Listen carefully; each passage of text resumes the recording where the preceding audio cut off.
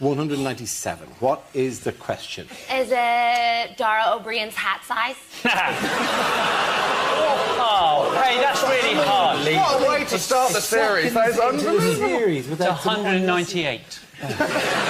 Is it, what are the first three numbers of the decade most Googled by the staff of Operation U-Tree? On a similar note, is it in fact how many times have the Coronation Street writers had to rewrite the script in the last month? Is it, sorry. Very quiet in the Rovers' return tonight, isn't it? Wait till the courts throw out. They'll be in. Is it how many pounds did Amazon pay in tax last year? Is it? Fight the power. Is it, what is the combined age of Joan Rivers and a one-year-old? Is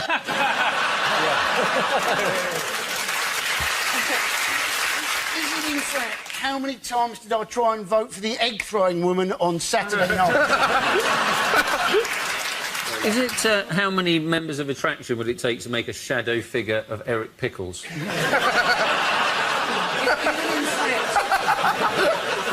Is it in fact how many Findus lasagnas could you get out of this year's Grand National winner? Is it, if I watch any 5 minutes of Game of Thrones, what is the average amount of tits I will see? Is it how many margarita cocktails can you make from one pizza?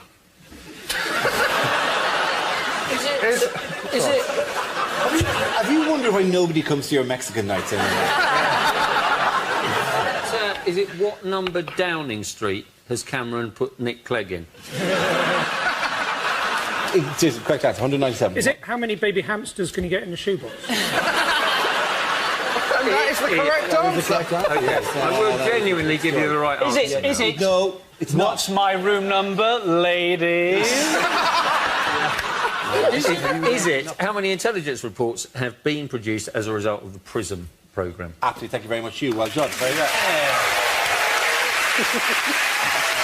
Yes, the question I was looking for was how many intelligence reports has GCHQ generated from the US government's surveillance programme PRISM in the last year? This is the news that the US National Security Agency, the NSA, has tapped into the servers of 9 internet companies to track online communication. GCHQ, the British government communications headquarters, has had access to the system since 2010. Are we alarmed and frightened by this development? No. No. Why would you be? Next question.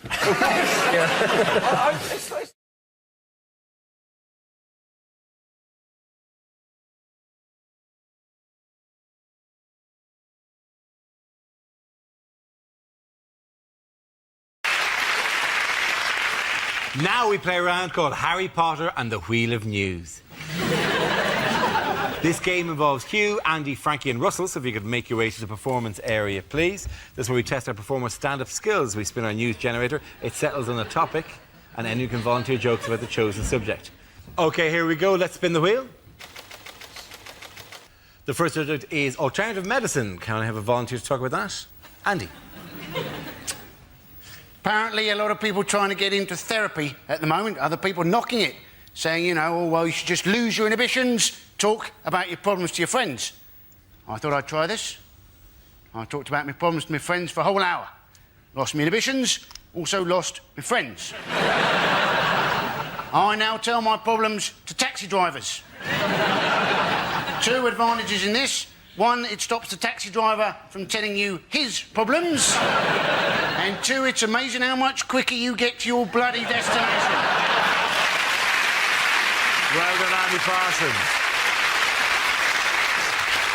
OK, let's spin the wheel again. Subject is the media. Who wants to come into that? Russell. I'll do that.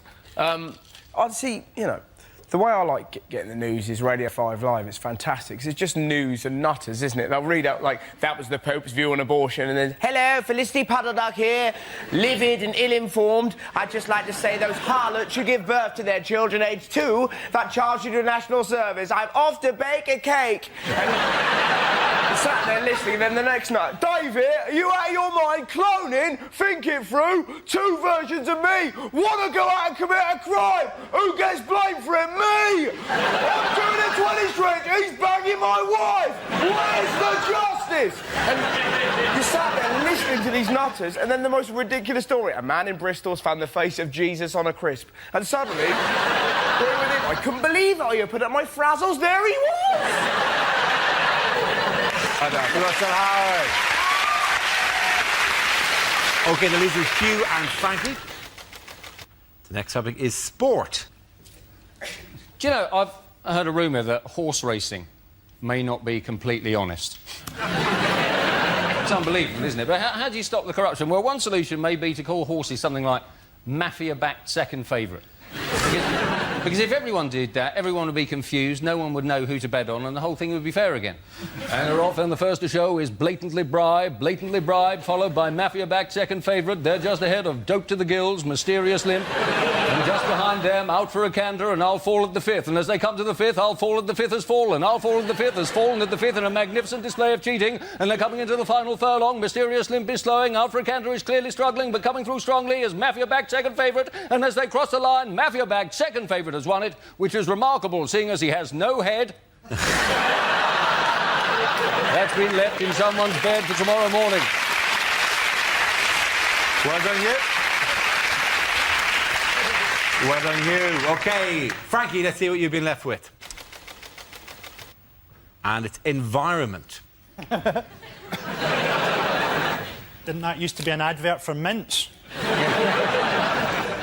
Ryanair getting a hard time from the environmental lobby because they've launched a £7 flight to New York. Although, as always with Ryanair, it does land slightly outside New York, in Dublin.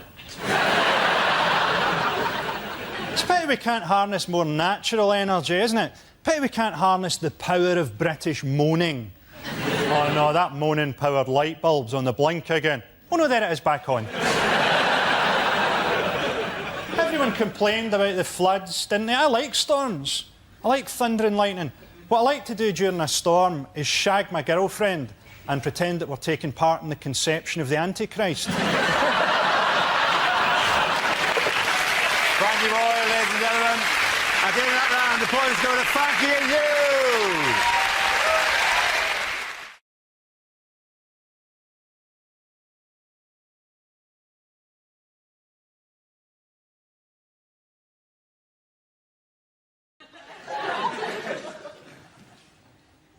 My sister's got hay fever.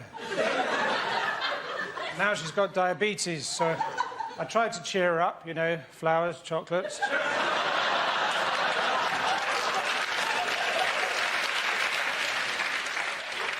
About a month before he died, my grandfather, we covered his back with lard. After that, he went downhill very quickly.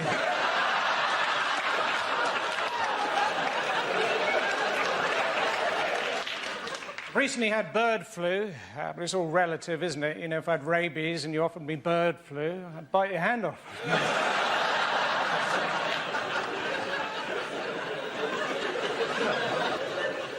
Last summer I set up a clinic for colonic irrigation, but the hosepipe ban hit us hard.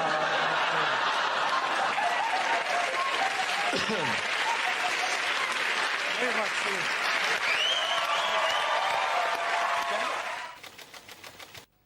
And the topic is family. Sure. Before I rock the microphone, I want to dedicate my performance to my father, who was a roofer. So, Dad, if you're up there.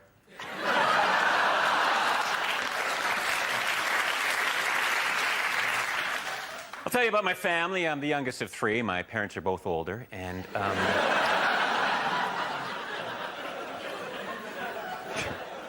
I have mixed-race parents. My father prefers the 100 meters, and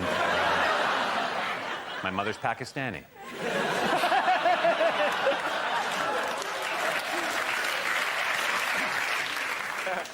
I was raised by my father. My mother left before I was born. And, you know, I like being raised by my father. He's schizophrenic, but he's good people. I remember one summer I was 5 and he was Mussolini. Went to the park that day. I love parks. Standing in the park today wondering, why does a Frisbee appear larger the closer it gets? And then it hit me. My uncle's a hypnotist who has never inappropriately touched me.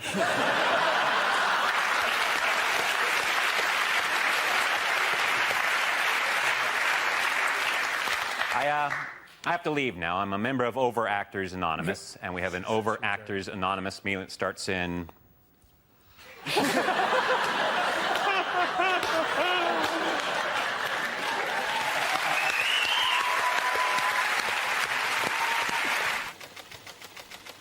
And the topic is travel.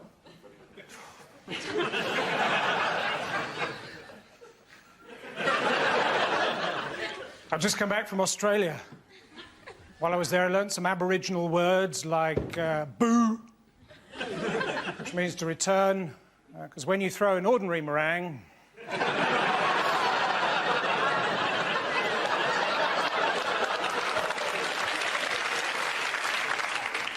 I didn't think much of the film on the plane coming back from Australia. It turned out to be a 24-hour animation of a plane travelling from Sydney to London.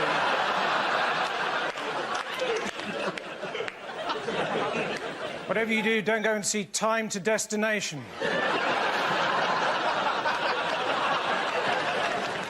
Italians, slanty little eyes. Sorry, italics.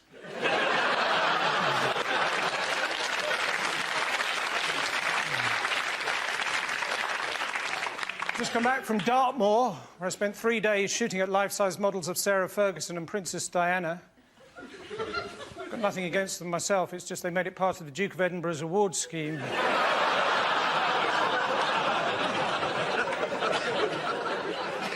I've just come back from Russia.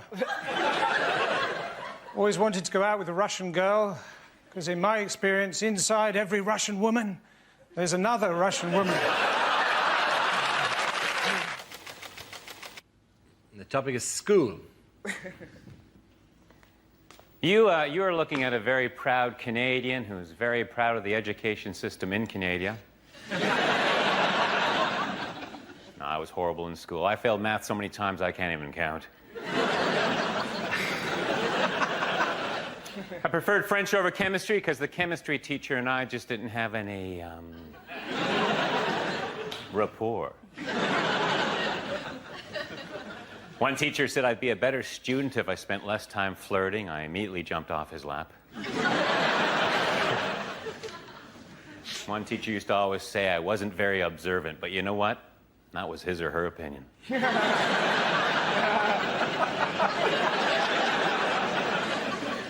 I was going to join the debating team, but someone talked me out of it. In high school, I was voted most likely to reminisce.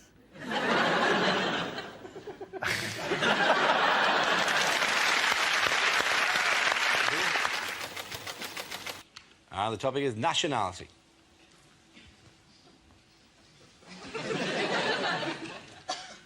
If you're addicted to meths, you're either an alcoholic or a South African with a real love of numbers.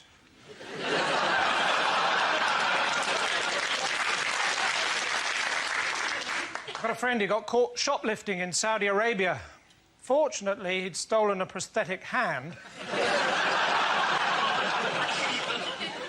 Unfortunately, it was a second offence. So I'm in France, and I saw this little old lady knitting in the town square. I said, "Voulez-vous crochet avec moi?"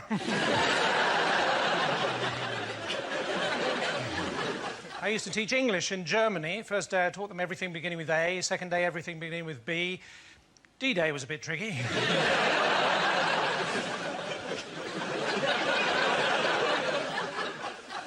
So I'm in a disco in Tehran. All these women dancing around a handbag singing Iranian Men, Hallelujah.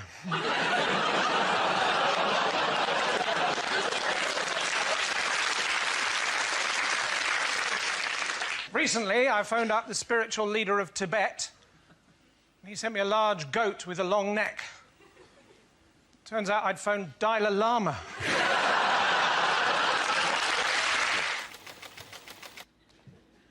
and it's relationships. I like my women the way I like my coffee, picked by migrant workers.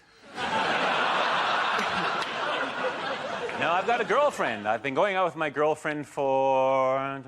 sex? My girlfriend actually thinks I'm incapable of being faithful. My wife, on the other hand,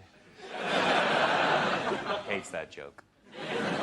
And I'm not ashamed of my wife. If you don't believe me, go to the car and ask her. Ask her loud. She's in the boot. Is my wife dissatisfied with my body? A tiny part of me says yes. I was previously married. I married way too young. A Chinese girl, that's her name. I remember...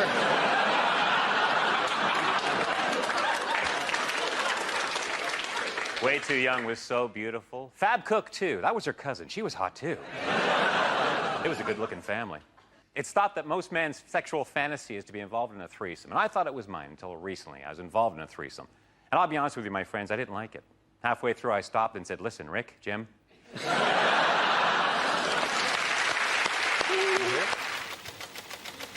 The subject is relatives.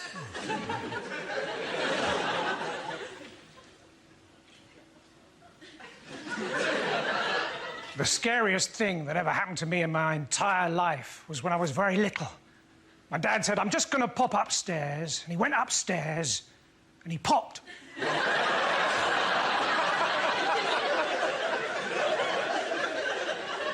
I didn't speak to my dad. Well, he was a bus driver. You're not allowed to. My brother, he's allergic to cheese, not the taste. Just if anyone says the word, he goes, boop. Doesn't happen very often, but we've got some weird family photos. My grandfather, he was a GI, and he was in the RAF. OK, he was a giraffe. During the war, when board games were illegal, he was put in prison for being a Yahtzee sympathizer. My uncle, he was a security guard at the O2 Arena.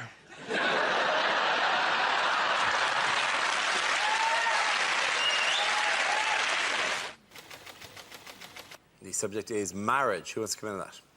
Stuart. I'm not married. If I was married, would I be able to do this?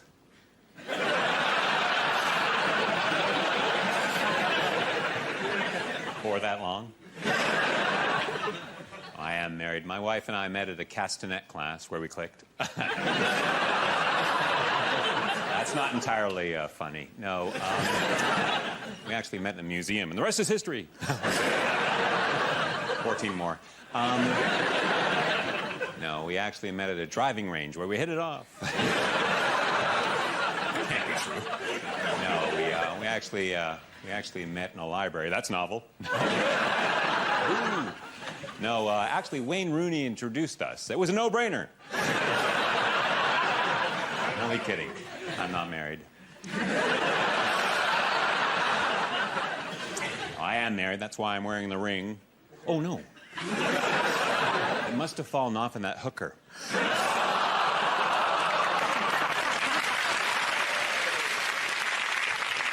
Anybody who's married knows what I'm talking about when I say this, that you really find out about someone after you marry them. Like, for example, my wife doesn't have a peanut allergy. No, it turns out she has a penis.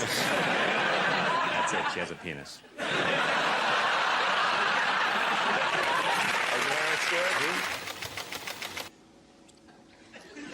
Transport is the topic.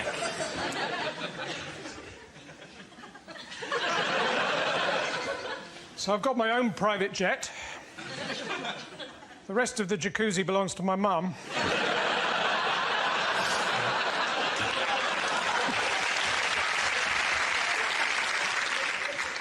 If you've got a sat-nav, don't put the name of the company you're visiting into it. I tried to take some mayonnaise back the other day. I ended up in Helmand Province.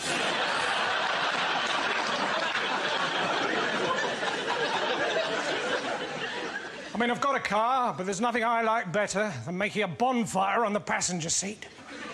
Driving up and down, opening and shutting the electric sunroof and pretending to be a steam train. My uncle, he was a taxi driver, but then one day he left home without any indication.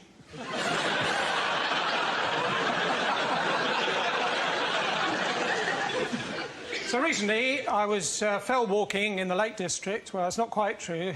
Recently, I fell walking in the Lake District. I was going to tell someone, but the pillar box was full of sugar puffs.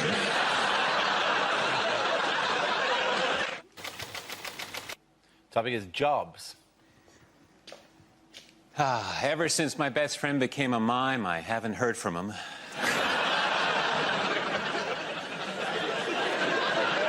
Still has my leotard.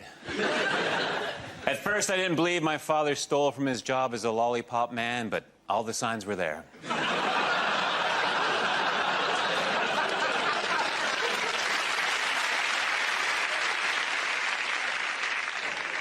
I used to be a panto horse, but I quit while I was ahead.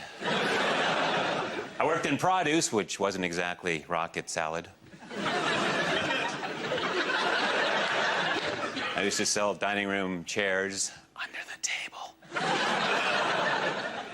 I worked in China repairing typewriters. I didn't like the job, but I met lots of characters. I worked in a sweatshop. It was so-so.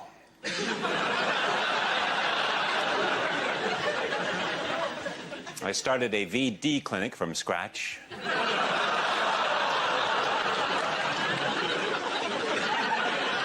My topic is jobs. My work is over. And the topic is parenthood.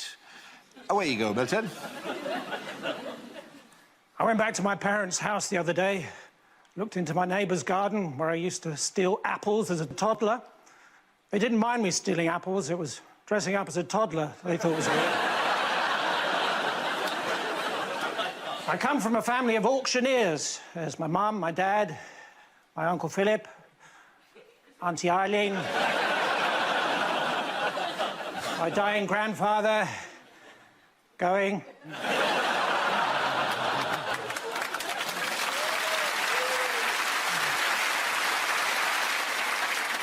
I said to my dad, I keep making mistakes. He said, you're talking to the wrong person. I said, oh, no, not again. He said, well, it wasn't as bad as that Uber driver I had the other day. He fell asleep.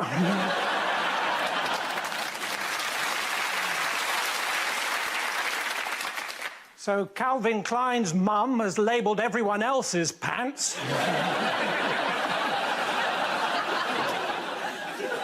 When my daughter was born, she had jaundice, so there she was, small, round, and yellow. We called her Melanie.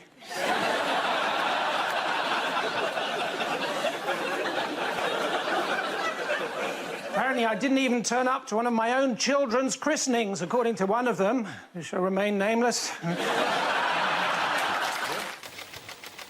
The topic is family. I heard that my sister's into bestiality. I'll be a monkey's uncle.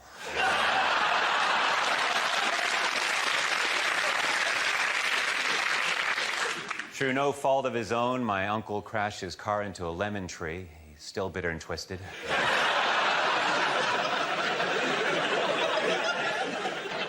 My other uncle, who's missing an arm, hates the way I mock him.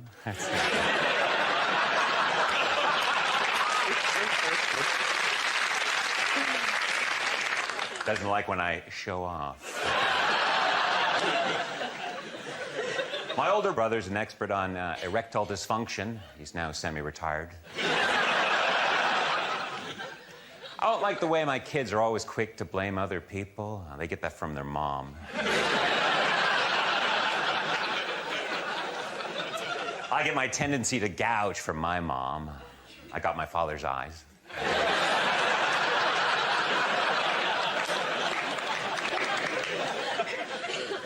When I first heard that my real parents were budgies, I couldn't look at myself in the mirror. Thank you very much, well done. And the topic is shopping.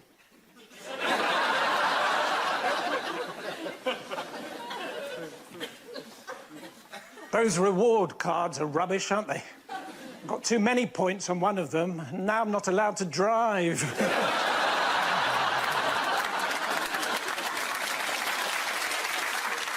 It's really important if you buy something, of course, to read all the instructions. I don't know if you've ever tried to fill a baboon with helium. Prit is not the best lip salve I've ever used. But I couldn't complain.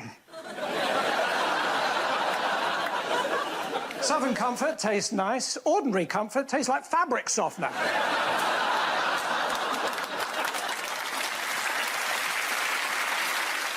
But at least your burps smell of summer meadows. When I was in America, I really got into the culture, so I went into a shop and the guy said, "Have a nice day," and I didn't, so I sued him.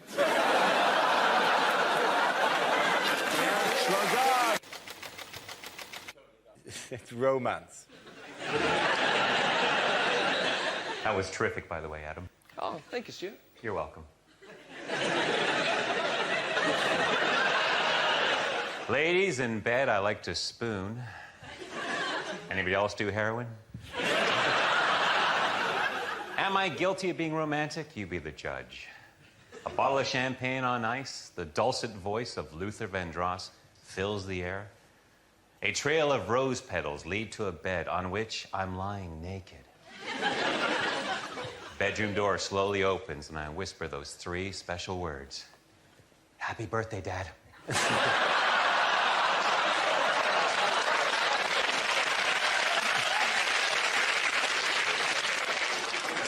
When women see me naked, they say I look like a Greek god. Hermaphrodite? What's he, what's he doing?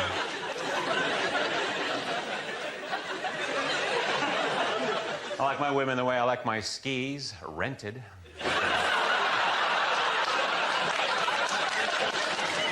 With a little wax on their bottom.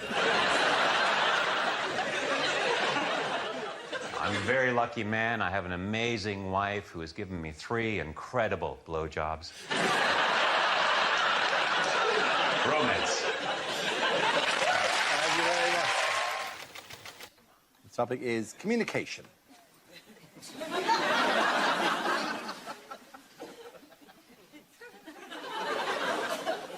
Not a good day today. No one turned up to the first meeting of my sarcasm club, despite loads of people saying how much they were looking forward to it.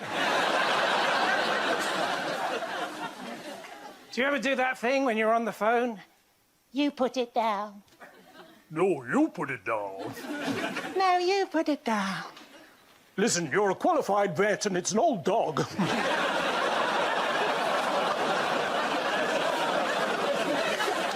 Do you know, it was so cold the other day in the city of Chester, when I ordered a taxi, I ended up in Chichester. The only bright point of the journey was seeing a car going the other way with a seatbelt round a kebab.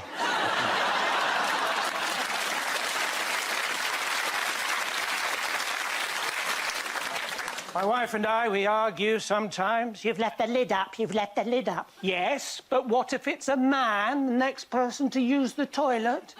It's a pedal bin, it's a pedal bin.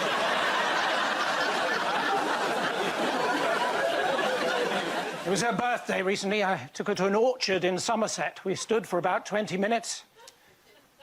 Not the Apple Watch she wanted. Thank you very much.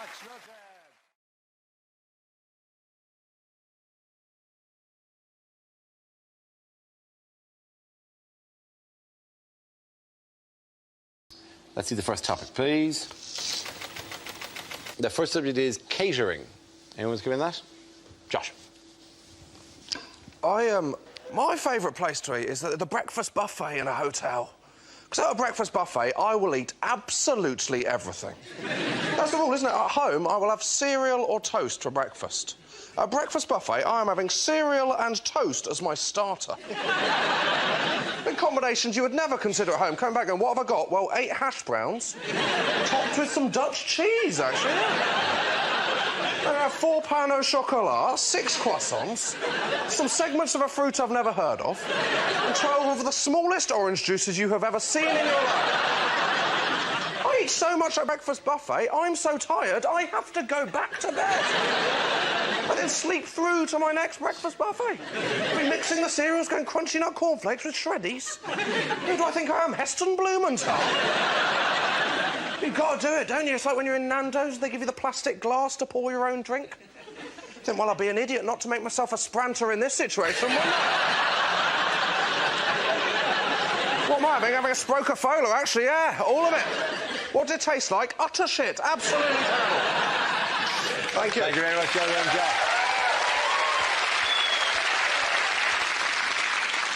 OK, let's have a look at the next subject. Now, the topic is smoking. What's coming out? Joe. I've actually given up smoking, which, well, that's a lie. I'll be honest with you, I'm one of those pricks that says they've given up and then goes to the pub and smokes yours. Because when I was a proper smoker, I hated pricks like that. I really like... You know, someone comes to you and go, have you got a spare cigarette? I go, no. Because unfortunately, I'm addicted to them. Which means I pretty much take a shine to all of them.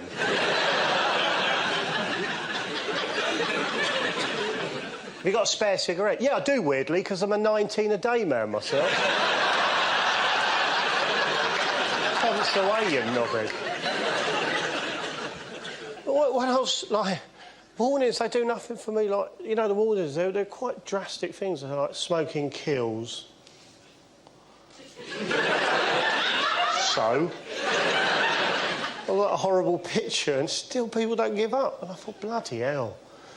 So I've come up with a couple of ideas, right, to get people to give up smoking. They're just ideas, right? You could either put a warning on cigarette packets that says something like, one of these fags has been up a dog's arse.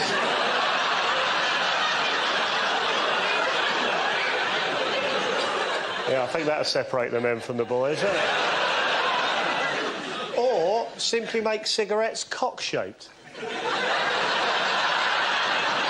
done, Joe. Thank you very much.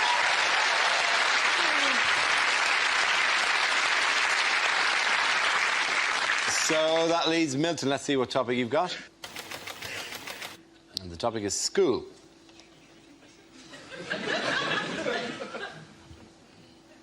That last bloke was a bit weird, wasn't he?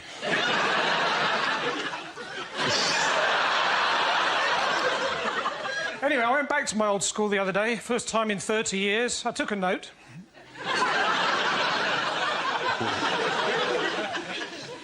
Teacher said, so, Jones, what have you done with your life? I said, oh, I'm just Britain's top Ofsted inspector. They were a lot nicer to me after that. I was there for the funeral of my old science teacher. They asked me to say a few words, so I did.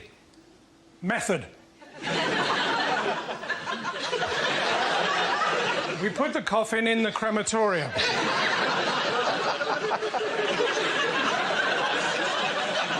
Observations. It burned with an orangey bright flame.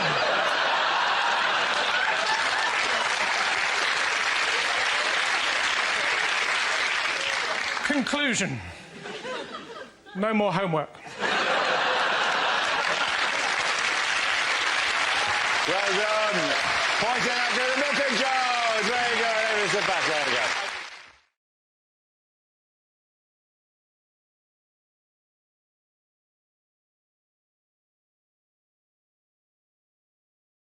Now we come to scenes we'd like to see. So if everyone can make their way over to the performance area, I'll read out this week's topics and then we'll see what our panellists can come up with.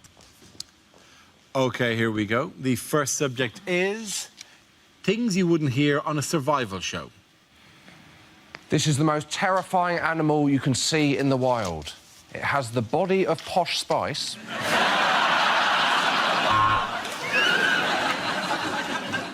Of course, if you're on an expedition, you must always make sure you boil all the water. Now, this can really slow you down if you come to a lake.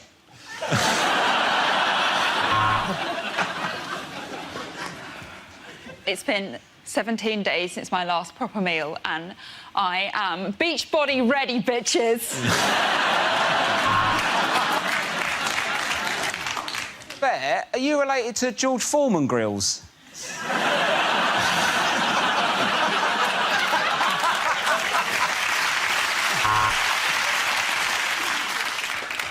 I've not had a bath for days on end.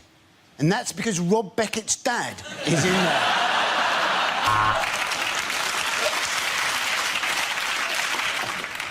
There is barely any water here, so we've been collecting our urine. But this morning, some of it was gone, and that is taking the piss.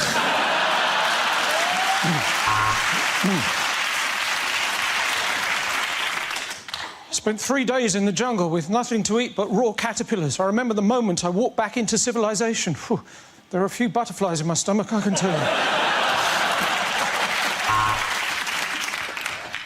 When I was thirsty, I was forced to drink my own urine. I'm now hungry and dreading dinner.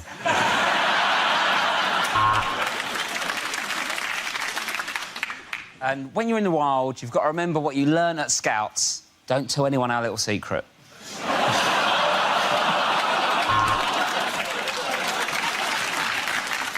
Well, night is falling, it's raining, and I'm in the shelter, but it still feels dangerous here. There are 6 teenagers staring at me, and the bus doesn't arrive for 20 minutes. If you suddenly see a bear extremely close to you, the best thing to do, stand stock still. Pull down your trousers and just let it have sex with you.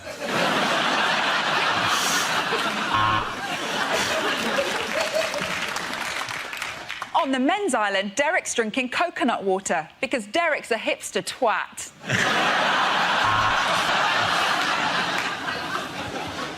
After 3 months totally alone on the island, it's amazing that John hasn't gone mad.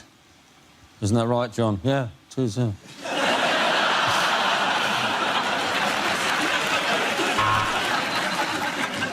So, I've managed to make a raft to escape the island by smashing up some boats. Okay.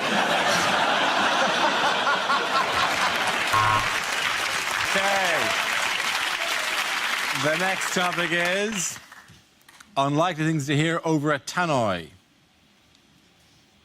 Ladies and gentlemen, good afternoon and welcome to Waitrose, you smug, rich pricks. This is not a drill. I repeat, this is not a drill. Would somebody please go to the power tools aisle and get me a drill? If you see an unattended bag, please don't report it. Remember, you're in world of luggage.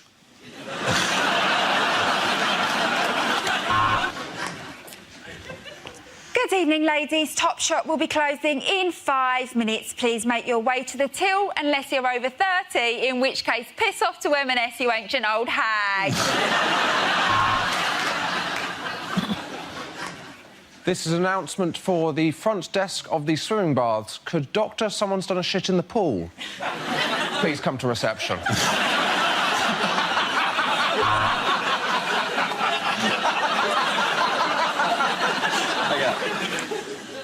Would the couple having sex in aisle 2 please stop? Spillage in aisle 2.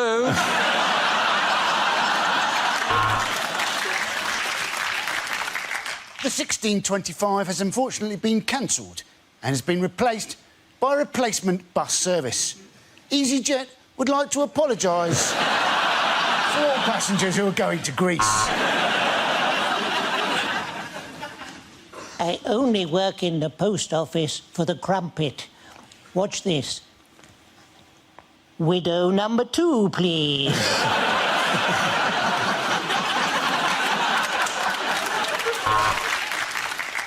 In tonight's performance of Chitty Chitty Bang Bang, the part of the child catcher will be played by a 1970s TV presenter.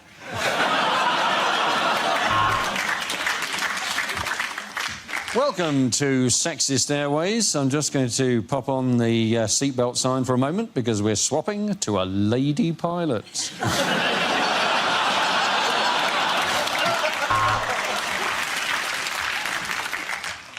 We are now coming into land in Russia, where the local time is 1956.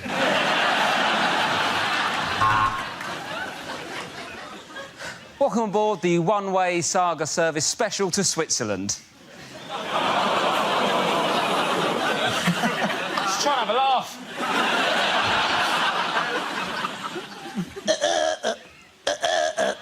Attention to the submarine crew of HMS Nando's. Be careful not to burn your eyes on the periscope.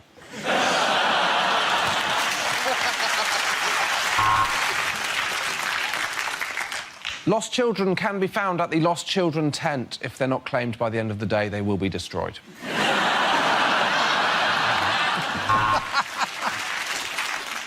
Welcome to Megabus.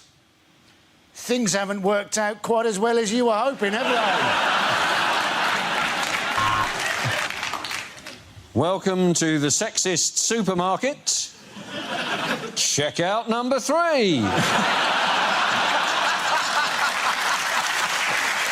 Okay, get that right. The points go to Josh Hewitt Milton.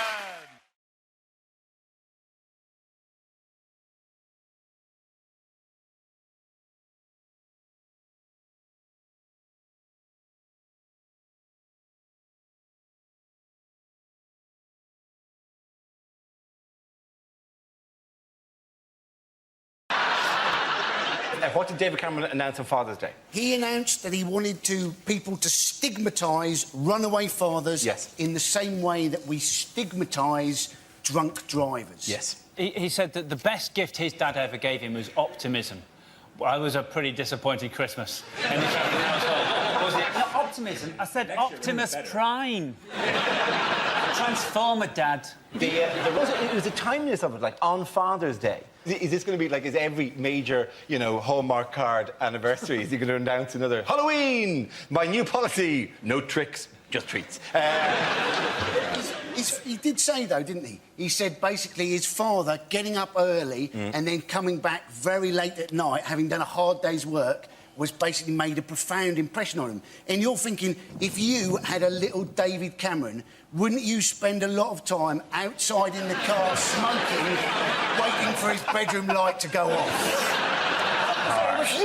Who says, like, that the women want them back in the first place? Has anyone even considered that? It's bad enough being in a long-term relationship. I mean, it's miserable. Yeah, honestly, I know what I'm talking about. I have kids. It's awful. And you know, kids just want some peace sometimes, because me and my ex, we were together a long time. We used to argue all the time. And for a long time, I was like, but if I leave him, he might go out there and meet somebody else and actually be happy.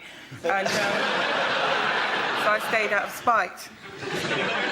It was an unfair attack by David Cameron, really. I mean, he just stigmatised the whole group. Just because you father a child out of wedlock, you run away, take no responsibility for that child and never see them, does not mean that you're not Mayor of London. There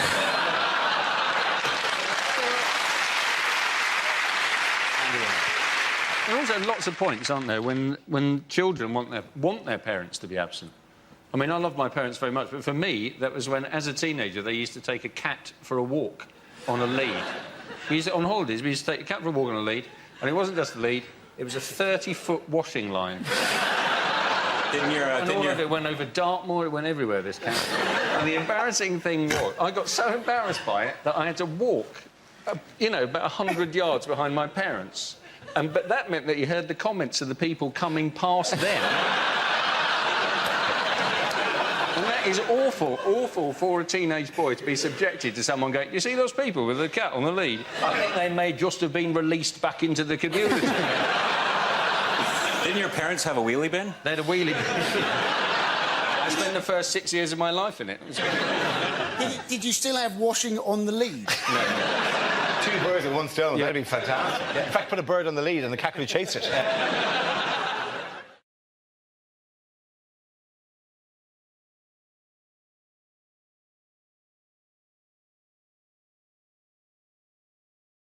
OK, here we go. The first topic is unlikely small ads. Did you see a hit and run in the Cromwell Road on Tuesday night? Please get in touch, because I'm keen to silence any witnesses. Parents, worried about unruly teenagers ruining your house? You need my book, My House, My Rules, by Joseph Fritzl.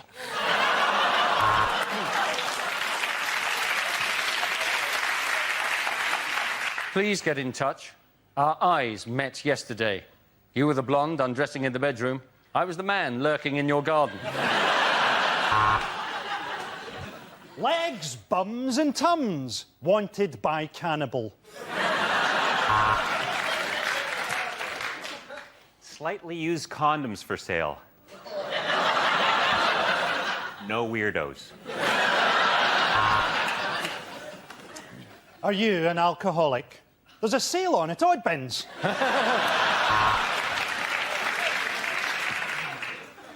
House prices falling, debts rising, feel like you can't quite cope. Pull yourself together! Gardening done. Think I'll put my feet up now. Are you looking for a plumber who'll do a good job at a reasonable price? You've got no chance. Anger management CDs for sale. Don't ring before noon. Are you struggling to get out of the bath? It's pretty much game over for you then.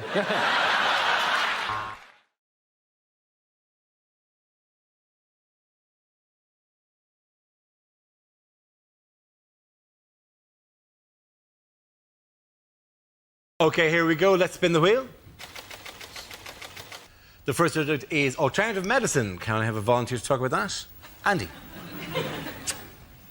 Apparently, a lot of people trying to get into therapy at the moment. Other people knocking it, saying, you know, oh, well, you should just lose your inhibitions, talk about your problems to your friends.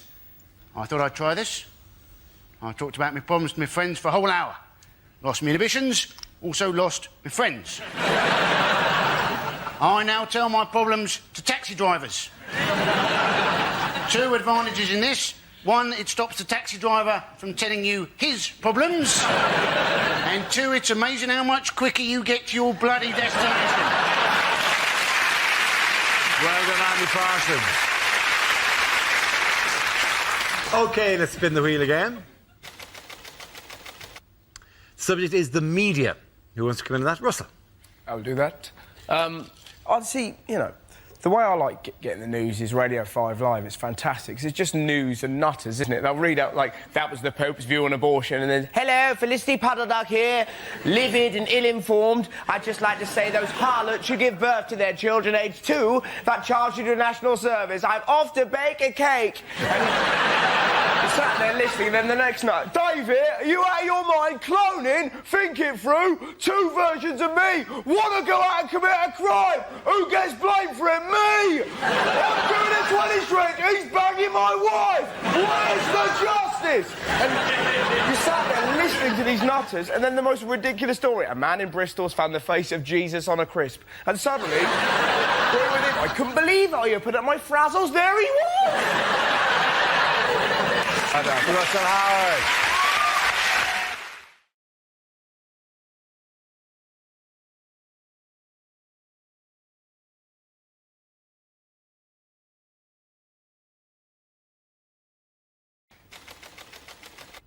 Subject is the West Country.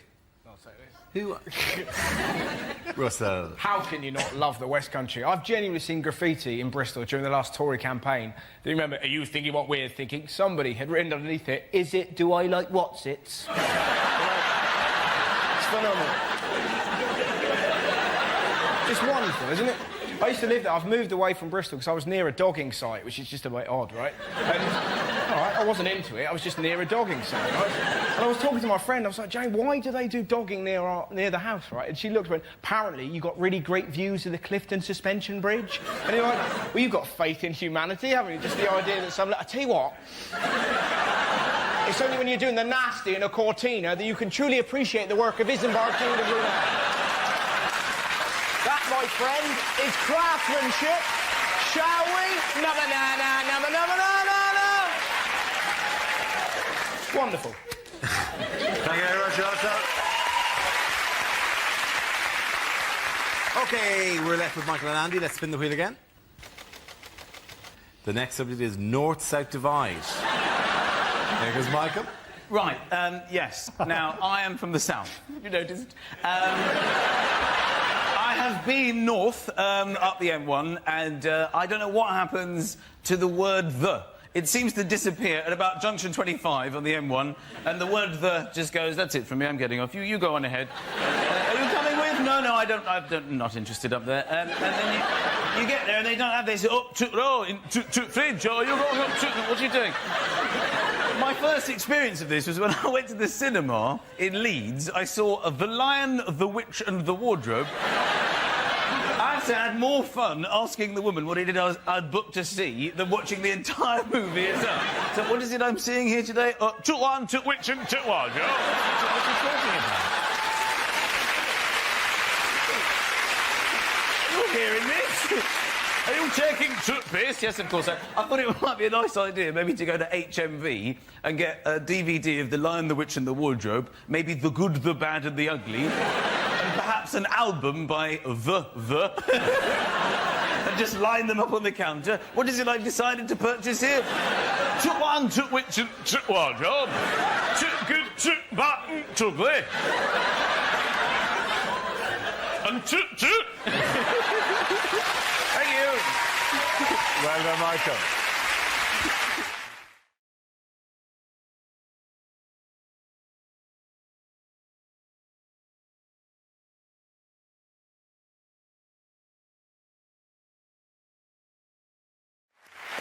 This next round is our version of Question Time called Ask the Politicians. I'll play the host. Rory, you're Tony Benn. Hugh, you're a Tory spokesman. And Al, you're the voice of the silent majority.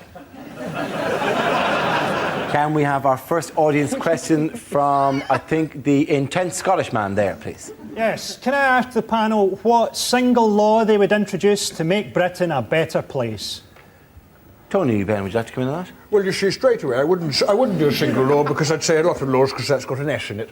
But but the best law, I would say, was Andrew Bonar Law, who was a Conservative minister and became Chancellor of the Exchequer in 1910. Wonderful person. I met him the first time. And he was the first person who got me interested in politics. But the answer to the question, Mr. Benn, if you could possibly... Well, you see, there we go. We're concentrating on personalities, not on issues. I think that's completely wrong, and I'll come back to you later. OK. Tory. Hugh? No foreigners. Is that what you'd say? Well, I think it's time for the decent, honest, hard-working, law-abiding, tax-paying, normal, sensible, reasonable, down-to-earth, hard-working, normal, law-abiding, down-to-earth, sensible, reasonable people. Hard-working, law-abiding, tax-paying, fleeced, decent, honest, hard-working, law-abiding, normal! Decent, reasonable, sensible, law-abiding, normal, hard-working people of this country who don't want to pay their speeding fines, regardless how fast we may have been going the wrong way up the slip road, on a phone, no seatbelt, no tax, no MOT, no insurance, whilst eating a burger and receiving oral sex on the telephone.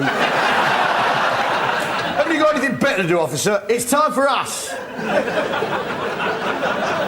to speak. And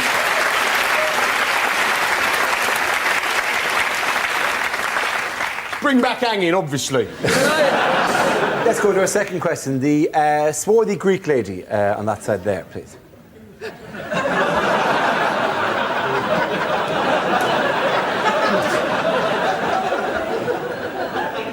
Yes? Oh, thanks. I was just wondering that as Britain chairs the European presidency, what changes should we be making? And would anyone like some falafel? Falafel, Tony Benn? Well, I've never falafeled in my life. And the European Union? Well, I've never been a fan of the European Union. I think it'd be a very good thing if Britain were towed away into the North Sea, a little bit further away. Now, that's strange. It's the first time I've ever agreed with anything you've ever said, mate. Right? Well, you've obviously not been listening. That's all I can say.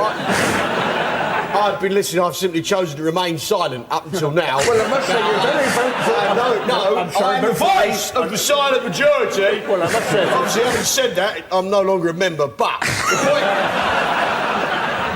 I think European Union, change your name to the British Empire as a mark of gratitude. Call the euro the pound, right? And new kit. I feel, really, the very best thing to do would be to move the European Parliament to the Millennium Dome. They're both a waste of money. It'd be good to get them both lumped together. OK, the lady there in the middle. You have a question? Indeed. Now that Cub Scouts don't have to swear allegiance to the Queen and God anymore, who do the panel think that they should swear allegiance to? Tony Benn. I think you have to go a long way to beat Clement Attlee. I personally have sworn allegiance to a Cub Scout. He's absolutely lovely and he does marvellous things with his woggle. One phone call, you're on a register. Who would you pledge allegiance to? Voice of the silent majority? Well, speaking for the people who would have shot that burglar a third time,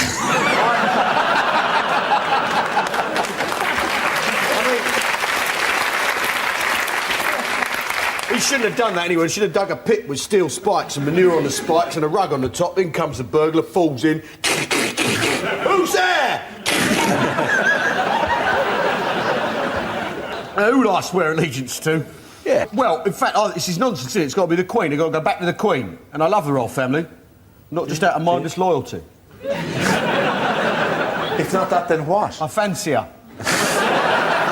They're all dirty, those German birds, aren't they? Do you follow the rules of etiquette when meeting the royal family? What are you talking about? I recently discovered that one is not meant to turn one's back on the Queen. I don't understand. She's very unlikely to nick anything.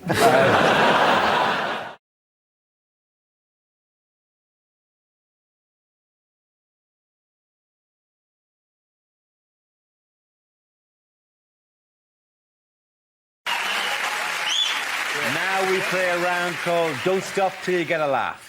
This game involves Frank, Andy, Frankie and Russell, so if you could make your way to the performance area, please.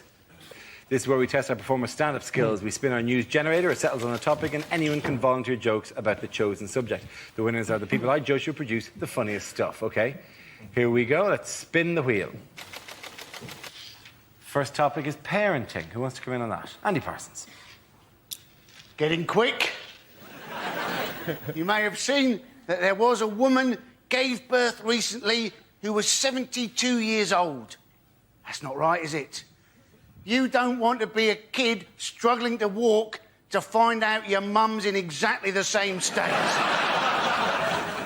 But in this country, it's been more, isn't it? The young people who've been giving birth. Alfie Patton, supposedly a dad at 13 years old. And then they were saying, oh, no, he's not the dad, some people. I don't know what's going to happen to Alfie now. Maybe he's going to have to join Fathers for Justice. Hey, he's probably got a superhero costume, hasn't he? Thank you very much, Andy. OK, let's spin the wheel again. Subject is history. Who wants to come in on that? Frank. Let's do it. Yes, history. I think it's important not to trust history. Don't take things for granted. I watched that film, The Elephant Man, recently, and it suddenly struck me after all these years that the Elephant Man doesn't actually look like an elephant. He doesn't. The Elephant Man doesn't look like an elephant. If anything, he looks like fresh ginger. Now, obviously, if you're putting up posters trying to sell a freak show, you can't say, coming soon, the Ginger Man. Or people are going to think, OK, they're not the best-looking people in the world, but I'm not paying to see one. Now, you can edit history now, right? They've brought it... Scientists have found out which part of the brain contains your bad memories, and they have developed a drug, you must have read about this, that can actually erase bad memories. It's what Ronnie Wood's 20-year-old girlfriend calls the morning after pill. Thank you very much, Frank.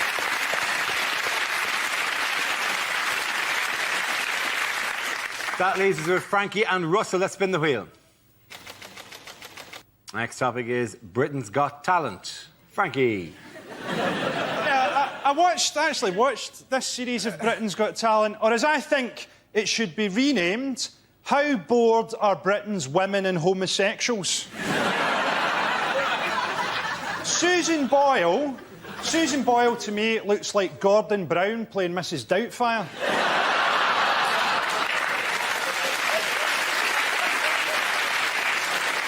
She was on Oprah Winfrey in America, and they subtitled her.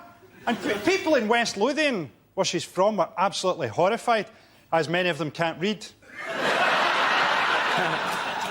She says that she's never been kissed, and on that evidence alone, Scotland's alcohol problems are not as bad as first thought.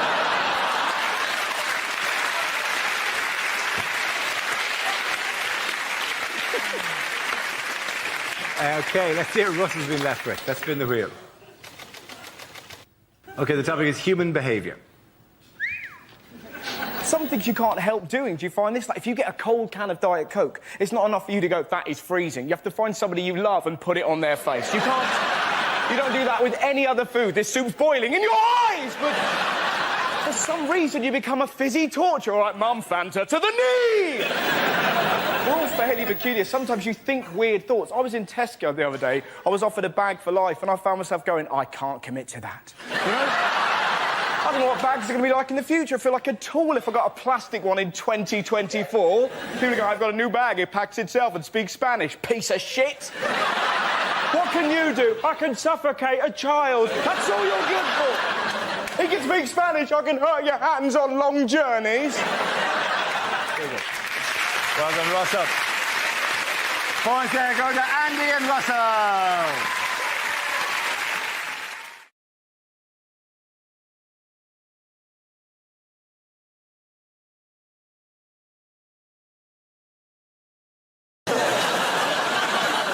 In other news, where was Theresa May, however, speaking this week? Florence. She did go to Florence. Yeah. Wonderful. Yes. Nice, lovely place to go. Yeah, wasn't it? Where she was trapped in a glass box. Yeah. Failed to get out. I think I'm not quite sure why she went to Florence. The way it's going with this constant extensions, it feels like the only way we're going to leave Europe is because of actual continental drift. Nigel Farage is very unhappy about the sort of transitional period, and he said people in this country didn't vote for a transitional period. I'll tell you what else people in this country didn't vote for. Nigel Farage! The government also, I mean, this is fair, they want us to be more positive about Brexit. Yes, they do. So I'm Yes, happy they to say I'm positive it's a massive risk and no one knows what they're doing. I wish they'd admit they don't know what they're doing. That would be so admirable to just go, but it's really hard. Forget it, I wish I hadn't said it. Sometimes I say to the kids, right, that is it. No telly, no video games, no iPads. But that is unenforceable. You cannot keep that. Do we like Google porn, have Haribo? I don't care. Everything in the screen. Everything in the screen. Very good. Google porn, have Haribo. You've just described Friday night. This is fantastic. What has happened since the speech? Oh, it's all gone tremendously positively. It has, yeah. Boris has claimed credit for it. Boris has claimed credit for it, Which is a bit weird, because it went down badly, so it's a bit like demanding praise for a fart in a lift. Boris is just there being like, I smelt it, I dealt it, I did the crime, I've done the rhyme. Boris claiming credit was like claiming responsibility for a fart in the lift while not being in the lift when the door opened. I did that. Boris isn't really sort of in charge of Brexit, and now it looks like we're going to be staying in Europe for longer, and no one really knows sort of what's happening. And so it's not really Brexit anymore, but it's still got the name Brexit, and it hasn't really got the original cast in it either. So Brexit's now sort of become Fast and Furious Tokyo Drift. I can't wait for The Rock to get involved in Brexit. So excited for Dwayne The Rock Johnson to get involved in Brexit. If The Rock got involved in Brexit, I would apologise to all the Leave voters so quick. Right, this was a great idea. I love you all.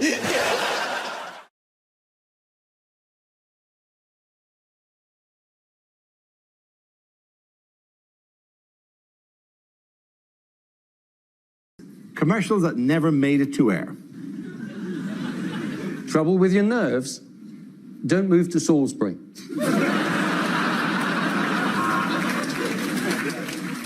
Special offer, must end soon. Anton Deck, buy 2, get 1. Southern Rail, on time, every time. My husband died in the night. He was wearing his favourite kilt and he had this lovely fudge and he passed away and now I've got no husband. Real Scottish widows.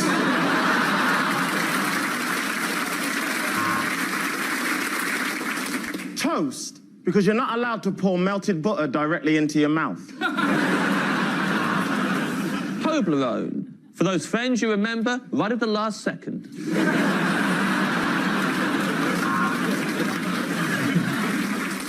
Ryman are changing their name in the Northeast. They're going to be called Ryman.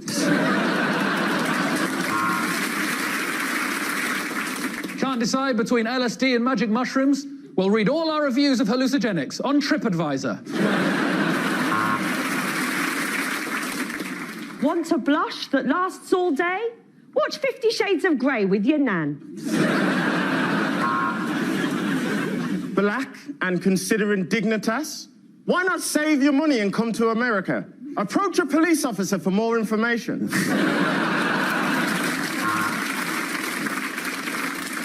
Ever wanted to eat a novelty-sized pencil eraser? Try halloumi. And now the homemade pizza that's so easy anyone can do it. Pizza piss.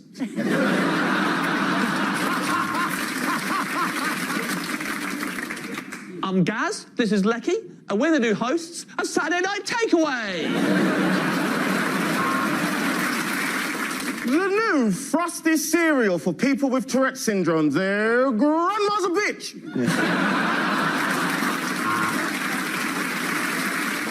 We're not just making people redundant, we're making M&S people redundant.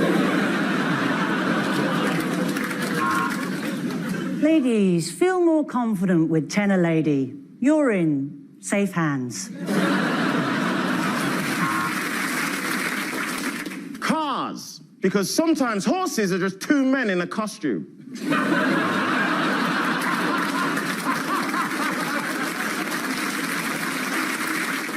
Heavy periods, wombs, other women's things. Right, now the men aren't listening. The revolution starts at dawn. Hi, I'm Kevin Bacon. Please kill me.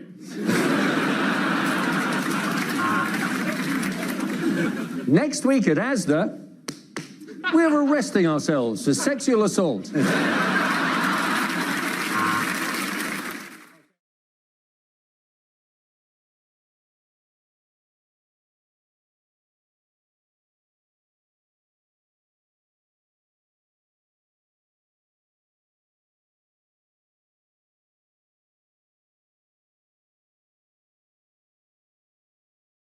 Our next round is called This Is the Answer, What is the Question? On the board are 6 categories. James, which category would you like?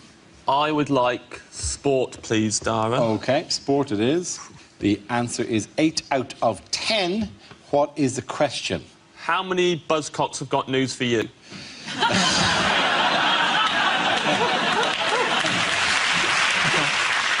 Is it how many Tory MPs are currently trying to delete their WhatsApp photo messages as we speak? It's a sport question. Is it how many of the hairs on Wayne Rooney's head started on his arse? Is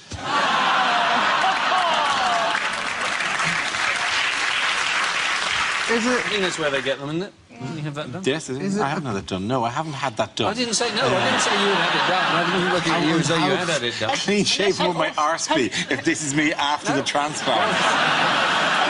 You might have had it done the other way. You think I got my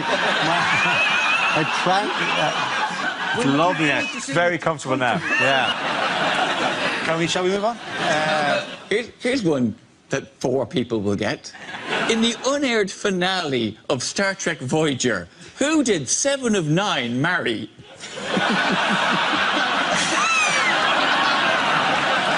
Or is it how many people watched Emma Watson's speech for the wrong reasons? Is it how many people in my hip-hop dance troupe are not twins? Are you one of the twins? Yeah. Are you? Yeah. Yeah, why not? Is it, if you asked Kanye West to name 10 people he admires, how many people would be Kanye West?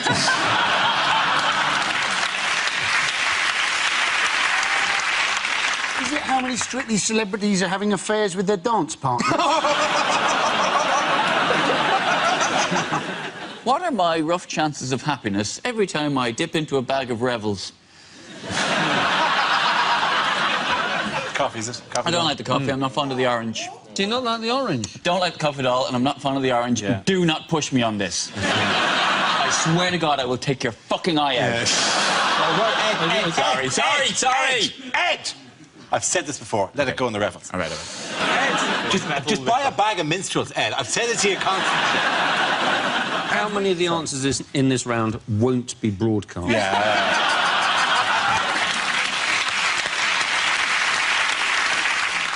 Now, Ed, does anyone want to try to answer the question? So I think this is actually how many times Europe have beaten America in the Ryder Cup. Very good. Thank you very much, Sarah. That's fantastic, yeah. Really the postman.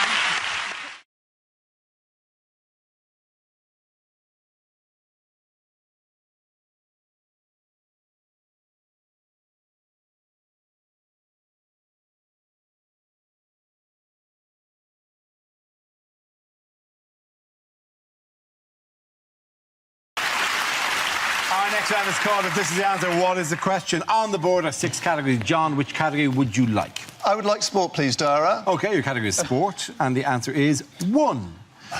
What is the question? What is Bruce Forsyth's national insurance number? Is it the viewing figures for the final Top Gear?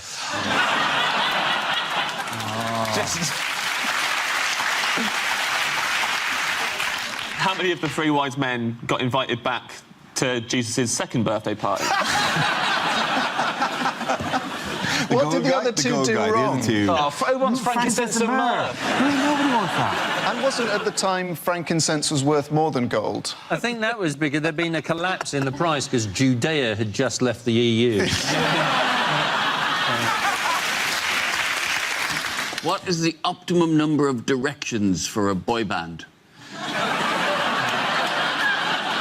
Is it in my annual stock take?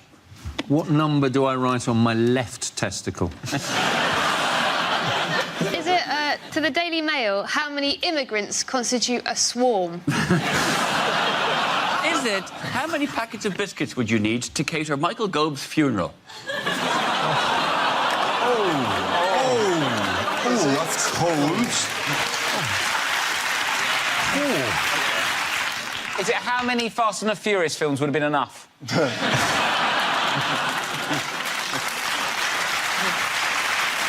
Is it? Yeah. How many times have I dropped a bath bomb in a lemonade? It was that good, was it? Put it this way, mate, you don't do it twice. Is it what David Cameron's going to give Miss Piggy now he's not Prime Minister? It took a long time to get to one. Is it how many people is the reservation for, Mr Corbyn? Can we have the correct answer, please? Is it how many times has Wales got to the semi-finals of the Euros? Absolutely right. Thank you very much, Holly Ward. There you go. Yes, this question celebrates a first. How many times have Wales made it to at least the semi-finals of a major international football tournament? Now, this is recorded, obviously, on Tuesday. We don't know how it went against Portugal last night. But are we enjoying, or have we enjoyed, Wales in this tournament? Yeah. Yeah, man.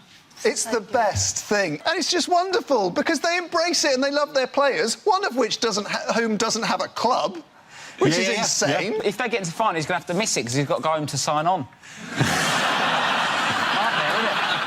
The one person I've forgotten who had tickets for Beyonce last weekend.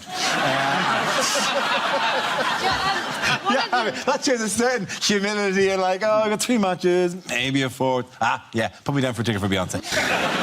Joe Ledley had to cancel his wedding. Had to cancel the wedding, yeah. It's more substantial thing. It's a bit embarrassing, though, that they've done so well and England have done so badly. But what annoys me is the FA always go, we're going to have a full investigation to see why we didn't progress as far. What are they going to find out? We're going to do an investigation and find out, oh, yeah, works out, the coaches were teaching them rugby. Nightmare. It's a shame, isn't it? Keep an eye on them next time. What have the English fans, how have they been reacting to the Welsh success? Well, this is the weird thing. So the day after they beat Belgium, the most common search, apparently, on Google was Welsh grandmother. Is that right? That was the story, yeah. They're trying to find out if they've got Welsh ancestry, but that's not... If you type Welsh grandmother into Google, it's like you're trying to buy one. It's not...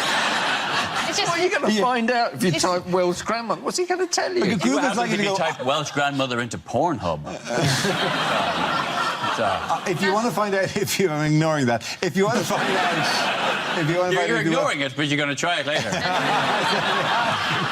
When you say ignoring it, you mean storing it away. This calls for private browsing. Good evening. Private browsing. Yes, sir. It's in the pocket for later. Private browsing. Your country needs you again. Thank you.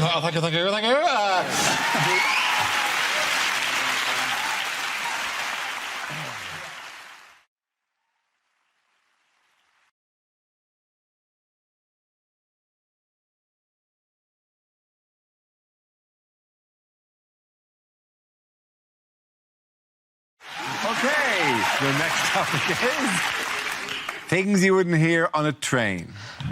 The next station will be Wimbledon. Change here for Overground, Underground and Womble free. The next stop for this train will be Waterloo. It's not meant to be, but the brakes have failed.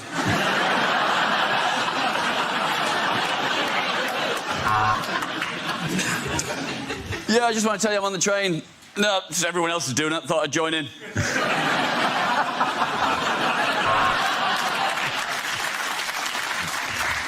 Hello, this is your driver speaking. Choo-choo!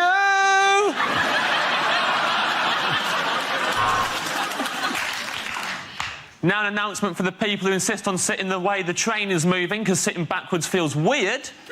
You're weird.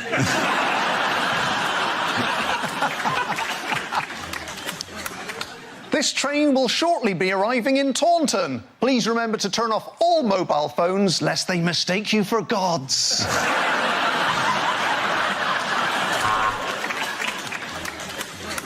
This is an announcement for all passengers. Piss off, a lot of you.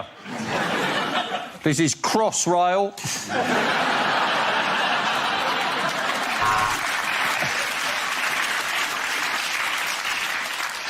Due to Britain leaving the EU, this train will no longer stop at Ashby de la Zouch.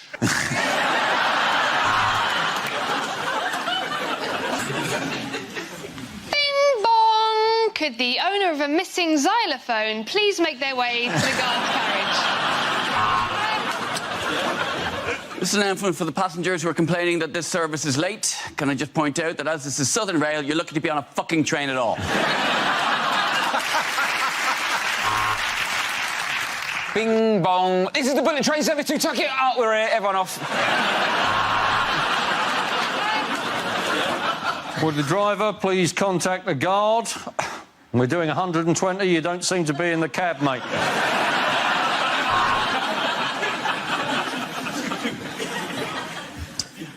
Please mind the gap between the timetable and reality.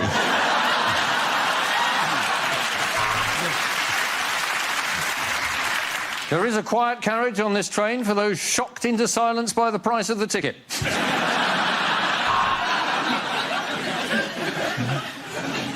Oh, don't get off here. I was listening to that. Oh my God!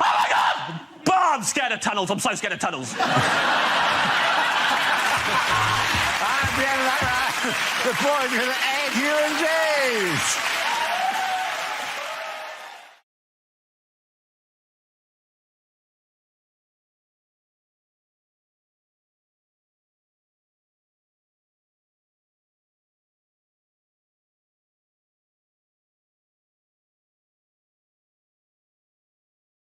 The Rama Hugh and Miles.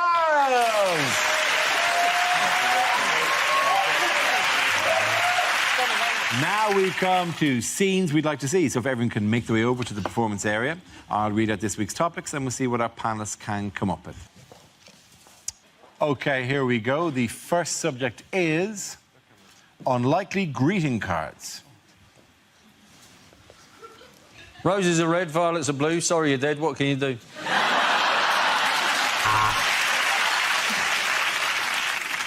Sorry you're leaving, and sorry to break it to you in such a cowardly fashion.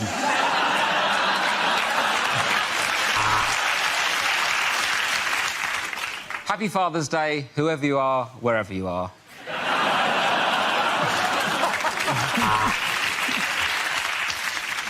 Roses are red, violets are red, the greenhouse is red. I think I'm bleeding to death.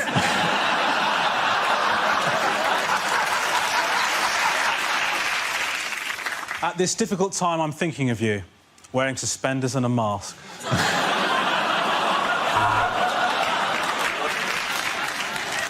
I saw this and thought of you. Blank inside.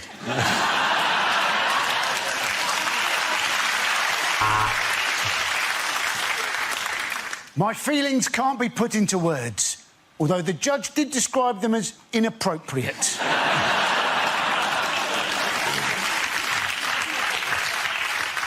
That was a scrape. Congratulations on your circumcision.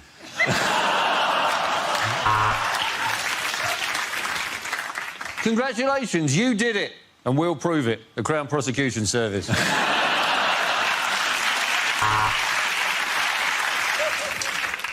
It's a girl, not a woman, which is why you're going to prison.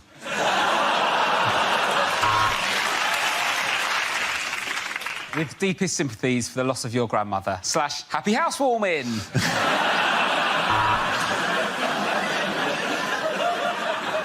You've passed away.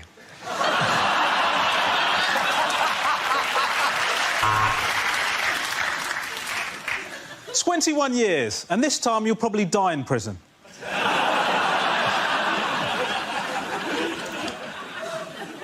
To our darling son, on your 21st birthday, now get the fuck out of our house. Please help me. I'm trapped inside a North Korean card factory.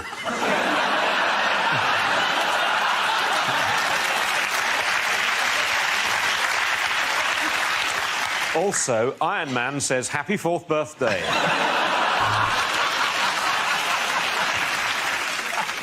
Roses are red, violets are blue. When you go down on me, please don't chew. OK, the next topic is things you wouldn't hear on a science documentary. The dinosaurs were wiped out by a giant asteroid. Silly them for all standing in the same place.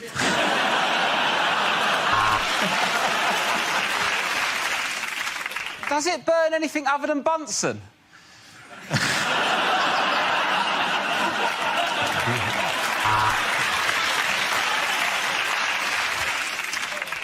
He named the star after himself, and now we find ourselves looking at Arthur Cockmonster III. So, it glows in the dark and it has a half-life of 1,000 years. Frankly, I've never done a poo like it. On today's show, we'll be talking about the Jurassic period, where only dinosaurs and Bruce Forsyth roam the earth. He's old, isn't he?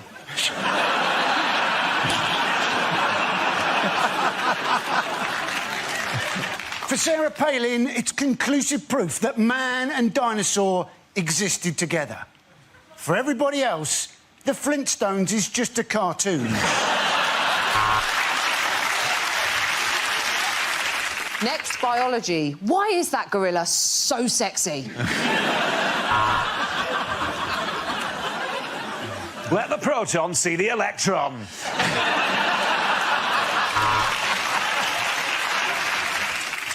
Scientists in Loughborough have found the formula to make the perfect cup of tea, which is quite controversial as the grant was for AIDS research.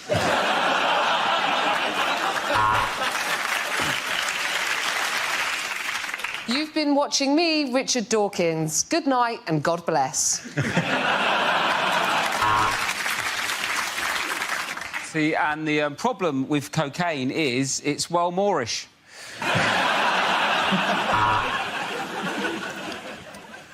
Well, we could ask a proper scientist about this, or we could ask Dara O'Brien.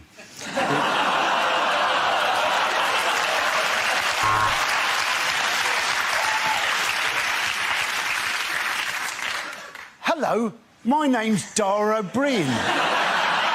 And to try and bring science to the masses, I'm going to appear in a programme with Stephen Hawking wearing a ridiculous hat.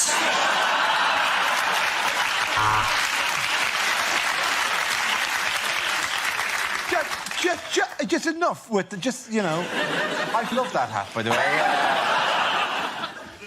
Hello, I'm Dara O'Brien. And I've got a massive head and a massive brain. But all I get to do in this bit is just press a little button.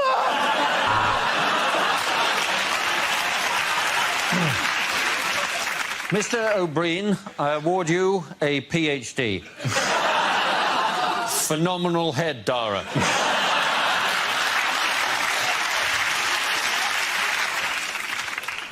I would just like to say that I think Dara O'Brien's a legend.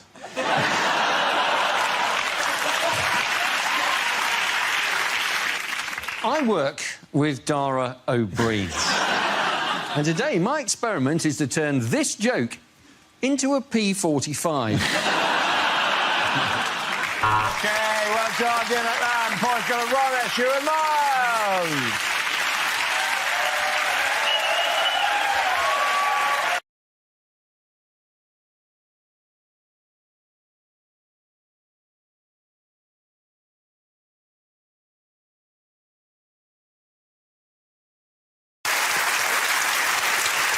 We start with a round called Picture of the Week. I show the panel a topical image and ask them to tell me what's happening. Here's a picture of the new Labour leader, Jeremy Corbyn. So what's going on here? Has he been sleeping in the bin on the right? The idea it could be the oldest delivery boy in the world still hasn't figured out how to hold a pizza correctly. I suspect he's dressed up for his first meeting with the Queen. Is it just simply first day at big school? Is it breaking news? Marks and Spencer's merger with Sports Direct. I think possibly it's page 3 of the Socialist Worker. I'm glad you told me that was Jeremy Corbyn. For a second, I was worried that's what Charlie Brown looks like now.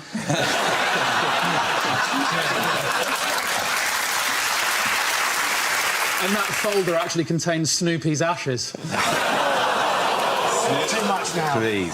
Snoopy's long dead. I think it's a 66-year-old legend still got it going on. I reckon the owners of number 48 are probably very proud to be able to show off their garden like that. It was a Tuesday! It was a Tuesday! The bigs are collected on a Tuesday! I bet they're more surprised than anyone that one of their gnomes just came to life and walked off.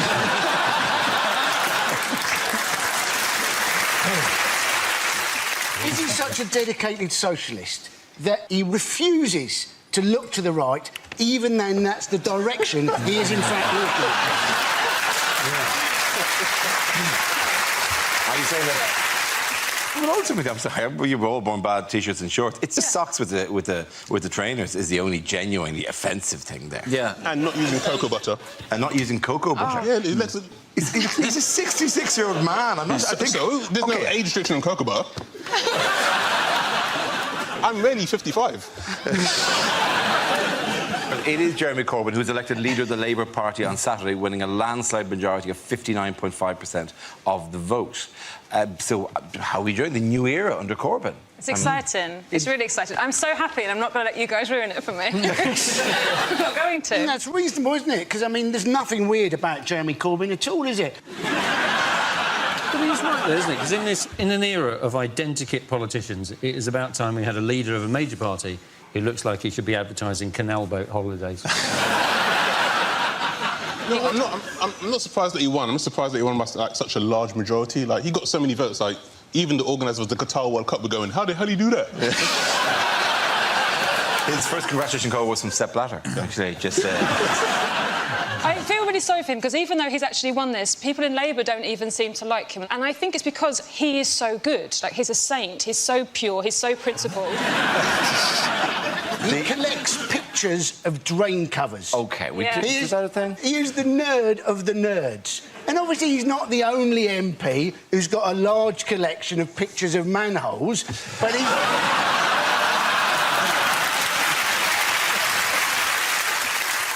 The weird thing is because he's an Arsenal supporter. He goes on to matches, but that comes as no surprise. Yeah, well, yes, well, he's an isn't for God's sake. But that well, not so much that, but it's a bunch of underperforming Reds who are hooked on the outmoded concepts of a foreign intellectual who, when they tried to put a team together this year, couldn't get anybody decent to join them.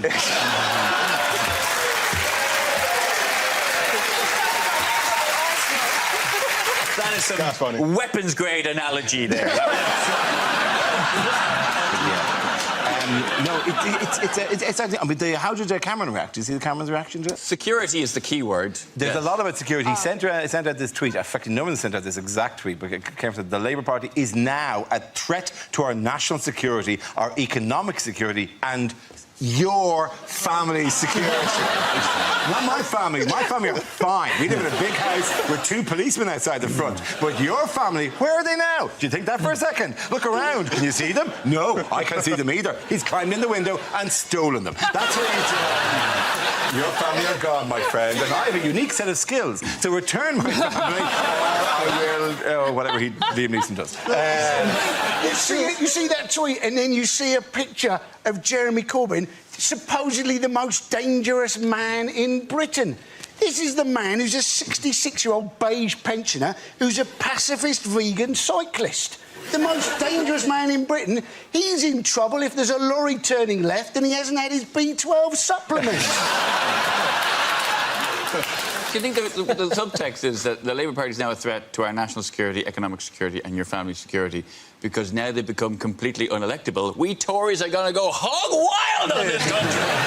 It feels like Cameron's got the Labour Party mixed up with the bad guys from Transformers. Who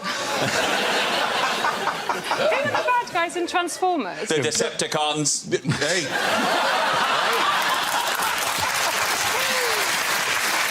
The receptacles. I think we've just spotted the nerd of the nerd of the nerd. I think that would be exciting. I was saying to my friend, imagine if we had a genuinely pacifist Prime Minister. You spend the defence budget on education, you put Trident on eBay. Like, it'd be so brilliant. And my friend was like, yeah, and then what about if Britain is invaded and everyone's family is killed? Like, yeah, he probably won't get re-elected. Great thing! If you do buy Trident on eBay, I think it's not a bad idea, but if you do, if you're buying it, come and collect it. It's not the kind of thing you want delivered.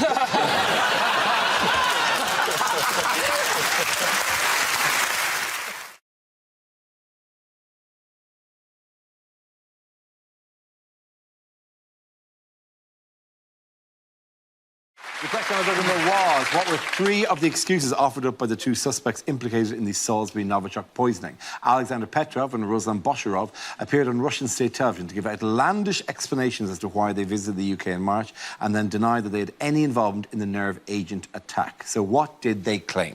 They just love Britain. And if they'd had another half hour left after their attempted poisoning, they would have joined the National Trust. Weren't they on their way to Stonehenge as well? Well, they said, but the snow. These 2 men who've lived in Siberia, they said the snow was too oppressive in March. I don't think those are their real names, are they? They sound really made up. They might as well have called themselves Spidey McPoisonface and I've a bottle of Novikov, or what is it called? Yeah, it's called Novikov. Are you thinking of the famous spy? Are you thinking of the famous spy Huja Nikabolikov? Nikazonov! Nikazonov. Oh, that's taking me back. What was the dinosaur one as well? Oh, do you think he saw us? Yes, they claim they went to Wiltshire to see Stonehenge and Salisbury Cathedral's world-famous 123-metre spire because their friends kept going on at them about it. Yeah. Kept going, you must go to Wiltshire. Is there another meerkat? There's a meerkat. A tiny little friend would go to Wiltshire, but do not drive without insurance. The mistake they made, though, is that they obviously were just rubbish, weren't they? But they didn't realise that we have, like, a functioning border force, police force, security service and NHS. And if they'd just waited till after Brexit,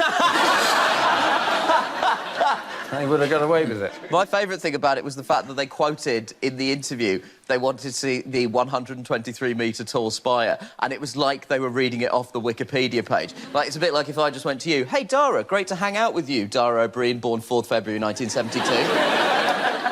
You really looked that up for this, didn't you? I did a lot of Wikipediaing. Ed was the finalist in the 2007 Chorlton Student Comedy Awards, and Kerry also appeared in a 2011 Bird's Eye Polar Bear advert for their new Frozen King prawns. Crazy times. Rachel Parris holds a 2nd class 2-1 Music BA Hons from the University of Oxford. Why didn't you cut my bird's eye out? what it says about me? It says Hugh has been banned from Chessington World. It says that you were one of your early televisual appearances was on Blind Date, which I didn't know, Ed. Yeah, that's true. Yeah. And it also said Hugh didn't get picked. Didn't get. Oh, you couldn't let that go, could you? Didn't get picked. That wasn't going unsaid, was it? I have never seen you go more Irish than that. Oh no, you don't want. Oh no! You don't go and let that go, could you now? Look at him! Look at him! Oh, Tuppence Halfpenny looking down on Tuppence. I'm just saying that, like, you went on Blind Date and failed. And you're doing your old cheeky thing with your long hair and all that, like, and yeah. Yeah, you got a problem with my long hair, baldy. Guys, don't fight. To be fair, this is exactly the sort of journalistic rigour I'd expect from the co-founder and co-editor of UCD's University Observer College newspaper. All right. Still going, mate, Shank. That's my legacy you're talking about there. All right. And now, somebody look up Nish now, right? It just says Nish Kumar, and there's a hyperlink to Ramesh Ranganathan.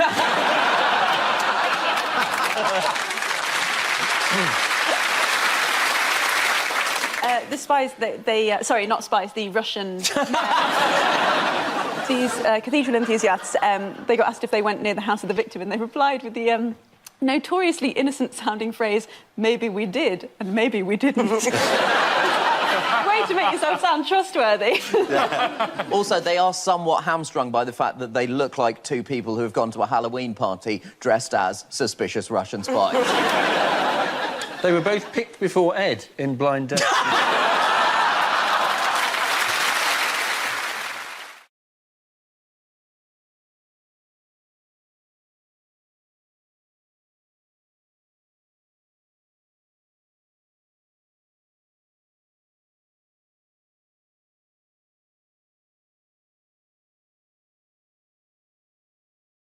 The next topic is things a sports commentator would never say. England have won the World Cup.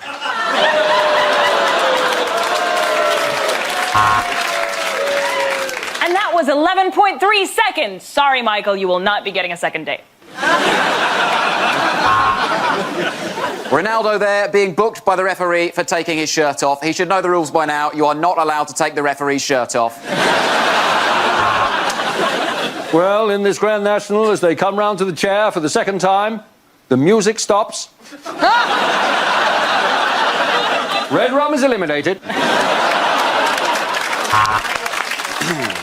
And you join us now for the diving. Here we go. Oh, that wasn't very impressive. Oh, no, sorry. Oh, no, you join us here for the swimming. Right.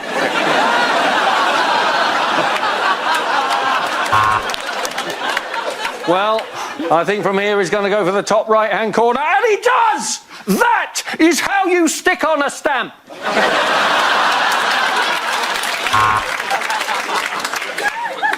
Judges there, all very impressed. A textbook reverse tuck. You're watching RuPaul's Drag Race. Is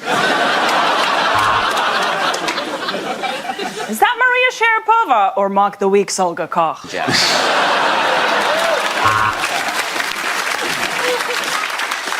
Thank you for joining us. We've got a very exciting afternoon of sport ahead of us, but first, the golf. Welcome to the world's strongest man competition, where we see Dave from Sunderland attempt to pull a bus. They really will shag just anything.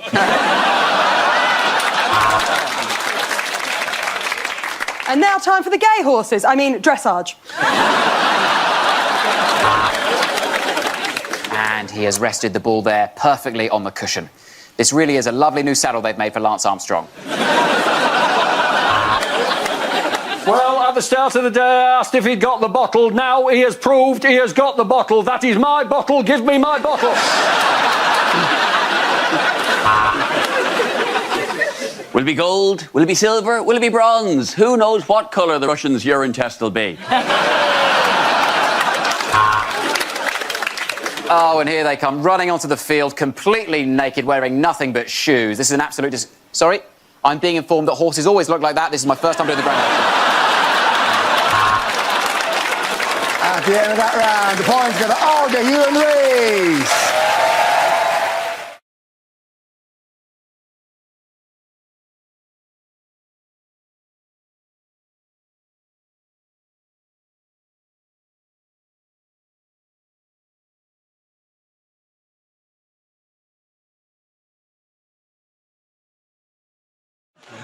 In other news, what do doctors want us to stop using?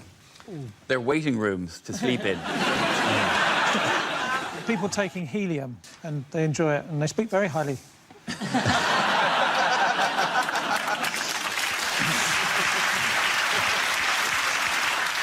Bizarrely, that's correct. Which is... It's a finite resource, and it's needed for MRI scanners. And what not? Yes, very, very true, yeah. It's being used up on fripperies like balloons. And squeaky voices. Yeah, although I'm doing this one without it. They're worried that instead of helium then in balloons, they will instead start using nitrous oxide in balloons. But nitrous oxide is laughing gas. So then that's the worry, that the kids will be able to get high on their balloons if we end up having to do party balloons with nitrous oxide. But if you're worried about kids getting high on nitrous oxide balloons, you can surely get high on a helium balloon just by holding on to it. I was doing a gig at Festival, I think it was, and you could hear when people are taking nitrous, like you can hear it because there's an audible because they do it into a balloon and into their mouth to give themselves a giggle, and people were doing it at my gig. Actually, kind of it's a cruel heckle, isn't it? It's like, okay, I'm going to need something to get me through this. Is it not people that, Ed, that you deliver one of your trademark jokes and the crowd will go... Was that not the sound? I only found out those little canisters that they suck it from are called whippets. The little canisters of nitrous oxide. That's right, yeah. Yeah, they're called whippets. Somebody said to me, the kids are sucking whippets in the park. And I was like, oh, my God, do I need to call the RSPCA? By the way, how do scientists now think the universe will end? Oh, spoiler alert.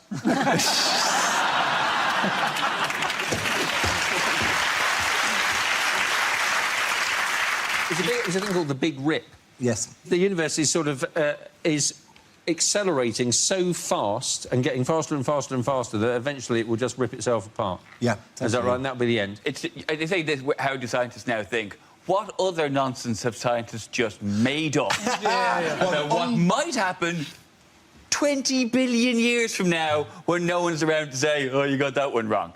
It's just nonsense that his mate Brian natters on about to keep himself siphoning BBC funds into his big fat bank account. I'll tell you what, it's all bullshit.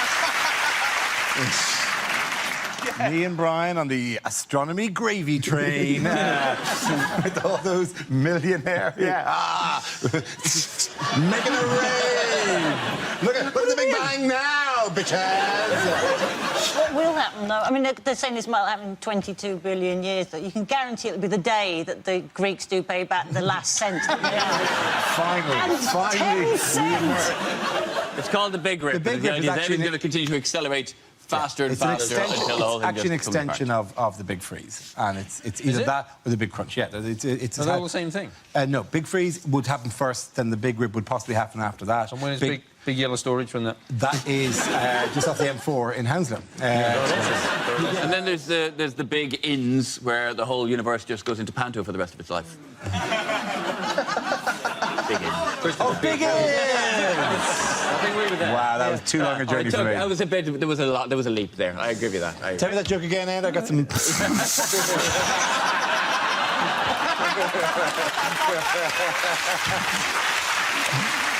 Oh no! Fine. Now they're going to have to broadcast my bad joke for your good joke. That's the worst thing that can happen to a comedian. You pick on Brian Cox, you pick on me, right? That's the way this works, my friend. At the end of that round, the points go to Matt, Zoe and Josh.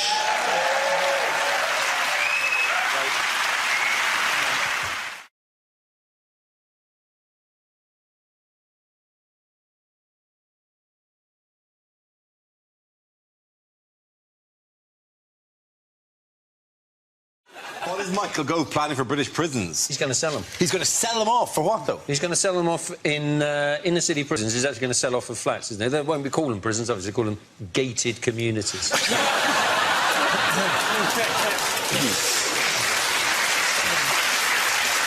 I only hope that the viewing starts early and there's people, middle-class couples looking around going, oh, yes, no, we'll knock through here. And there's a bloke going, try that. Our already is, though. He's trying to reform the prisons after he turned the school system into the prison system. Yeah. That's right, innit? You get, sometimes when I'm sitting next to Rob, I feel like a bus driver or the guy just standing up front talking to me.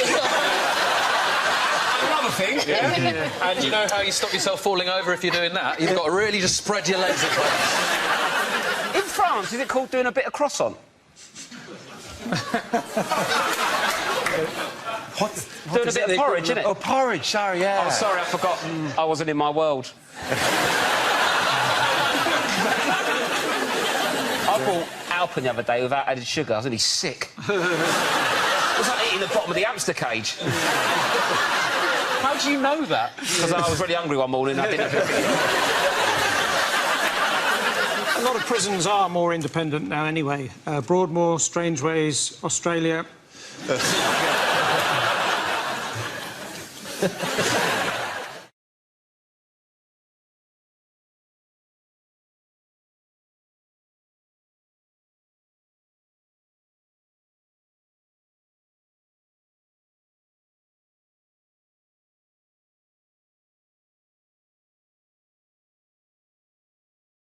Now we come to scenes we'd like to see. So if everyone can make their way over to the performance area, please. I'll read out this week's topics and then we'll see what our panelists can come up with. OK, here we go. The first subject is unlikely things to hear in a police station. Here, Sarge, the microwave's broken again. Taser that meat pie for me, will you?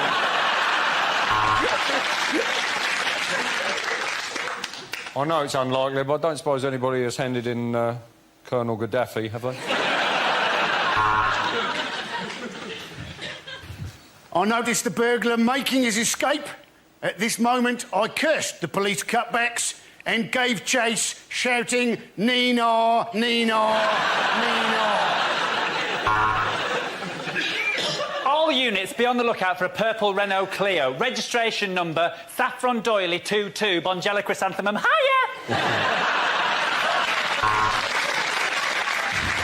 No, we didn't manage to evict many of them, Sarge, but the good news is I got some lucky heather. No, I've not come to report a crime. It's just that I really missed the bill, so I thought I'd pop in for an hour.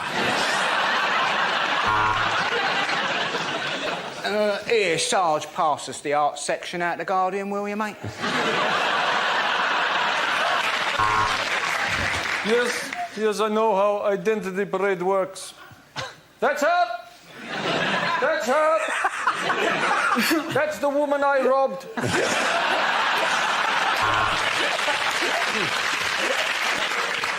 Right, listen up. We've got a new man starting. He's half man, half horse. It's Inspector Morse.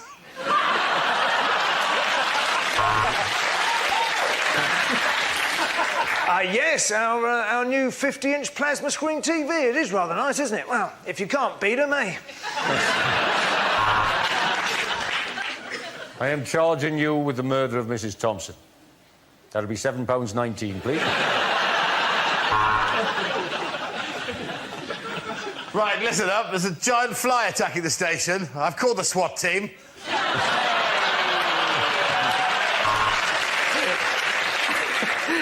Thank God you've arrived, officer. Some bloke just jumped into the boot of my car and shot himself 14 times. Yeah, we got the tox report back. Turns out they go straight after the ticks. I was about to arrest her, Sarge, but to be honest, my bottle went because she shouted out, "I put a curse upon you! Okay.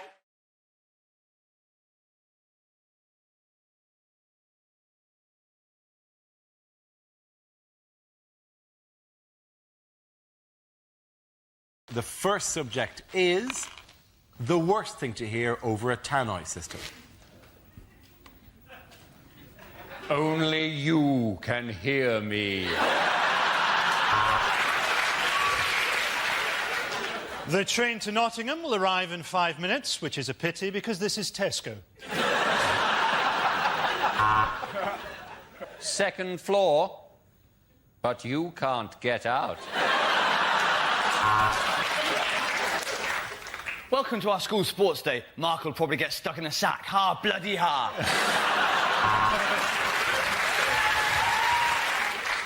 Can somebody come to the salami slicer, please?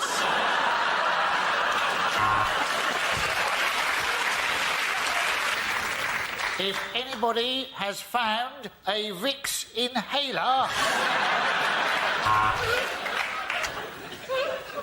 Ladies and gentlemen, we all know there will be a bomb on the tube, but will it be today?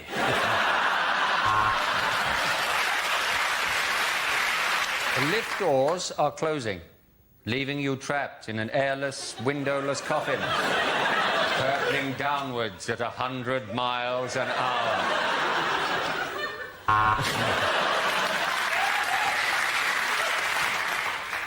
Would the parents of the child that fell into the tiger enclosure please come to Lost Property to collect her shoes?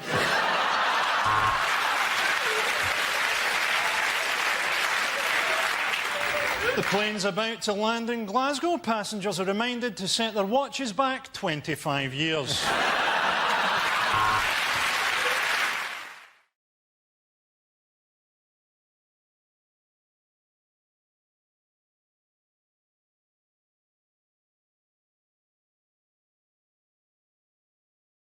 Now we come to our final quickfire round called Scenes We'd Like to See. This is for everyone, so if you can make your way to the performance area, please. I caught ideas for scenarios we'd love to see, and the performers come in with their suggestions. OK, here we go. The first subject is bad things to hear from a tour guide. Please don't take photos of the natives, because they believe that you're taking part of their soul. Apart from that, enjoy Norwich. Hello, my name's Janet. I'm your holiday rep, and basically, I'll be giving out morning after pills like they were Smarties.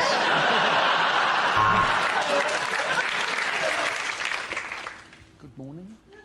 I'm afraid this is the loudest...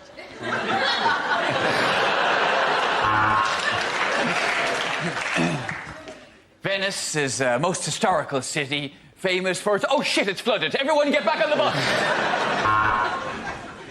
A lot of you will be wondering why there are so many wonderful foreign treasures on display here at the British Museum.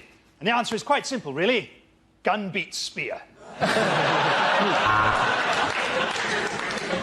Don't worry, this castle does cater for the disabled. They bring you a sandwich while the rest of us go up the steps to look at it.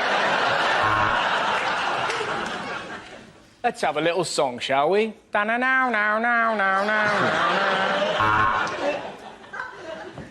Coming up later on, we've got the topless donkey derby and who's got the funniest willy competition. Yes, it's going to be the best saga holiday you've ever had. I know that a lot of you can't bear to leave Thailand, which is why I've hidden drugs randomly in your luggage.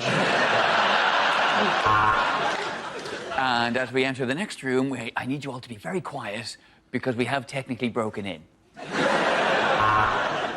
If you need anything at all, I'll be under your bed.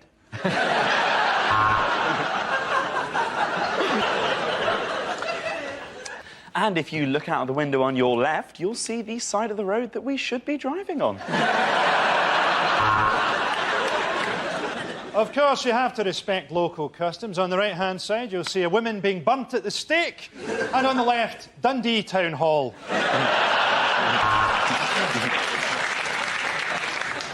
Well, this is the deepest, darkest bit of the caves. And unless you give me £20 each, it's where you're staying. And according to Wikipedia, the East Wing was built in the year Dougie is a homo. We're now leaving the green zone. Pop on your flak jackets. This is the real Baghdad. An adult and 2 children is £10. But enough about my trip to Cambodia. Our next topic is unlikely things to hear on a breakfast show.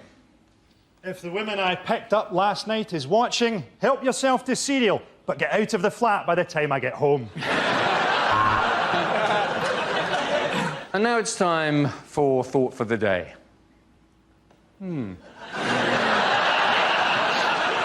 That was a good one. You're listening to Six Music. Yes, you. Just you.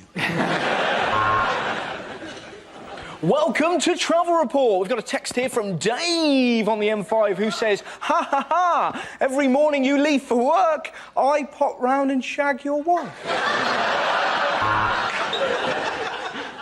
So if you're trying to get in via Junction 2, stop it. It's against nature, and the Bible says no.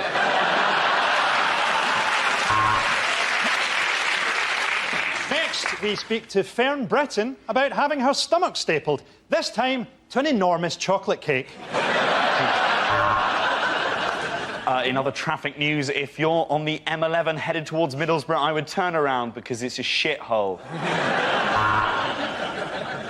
Hello, I'm doing a survey into the effects of replacing milk on your Weetabix with Red Bull! And we can see there's been an accident northbound on the M1, and it is a beauty. Welcome to Radio Tourette's, you shit monkeys. You may think of it as a breakfast show. I had mine at 4:30. Later, Vanessa Feltz will be joining me on the settee, and I'll be bouncing through the fucking ceiling. OK, at the end of that round, the points go to Frankie, Hugh and Jack.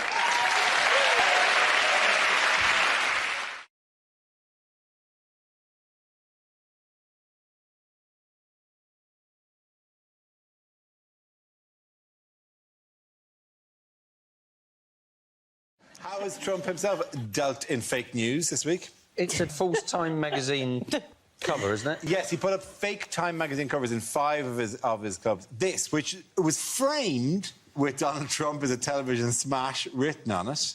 And then if you go to the barcode, if you scan the barcode, it just sends you directly to a website that allows you to create your own fake Time magazine covers. What is the point? He's actually been on the cover of Real Time magazine. Yes. It's like you mocking yourself up in front of the Mock the Week logo going, I told you I was on the show. Yes. Does he like it? In that photo, he looks like he's absolutely determined to have very pointy orange eyebrows. For a man who gives out about fake news, it is, and had this ridiculous thing up, it is kind of offensive, really. It's something I expand upon, actually, quite a lot in an interview I did recently with Women's Health magazine. And I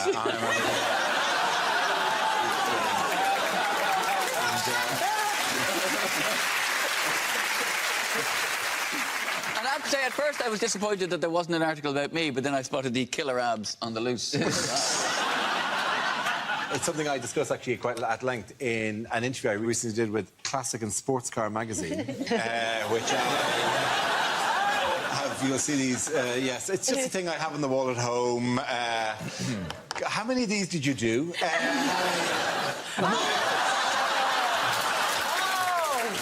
makes you look like Vladimir Putin. That is, may I say, your Photoshop skills ran out.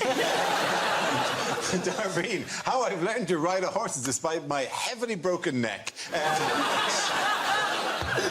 I cannot see to the front, and yet I can still jump the fences. No, put me back on the horse. I wish to ride again.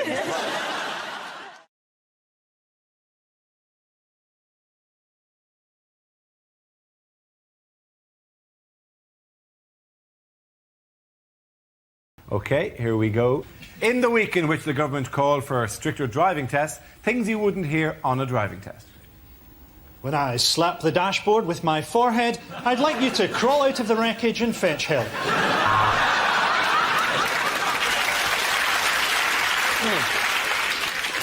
OK, when I give you the signal, I want you to wind the window down and call the cyclist a wanker. Right, when I say go, foot down, straight through the jewellers, get where you can. You made one mistake, sir. A Pine air freshener doesn't cover up the smell of a dead hitchhiker. Well, if she doesn't get up, you've definitely failed. Well, at least we know the airbags work. When there's nobody else on a motorway, you should always drive in the middle lane just in case you fall asleep, you've got a bit longer. If I fail, can I still keep driving my taxi? Me in a car. Can't believe it. On my signal, I'd like you to mount the pavement and kill my ex-wife.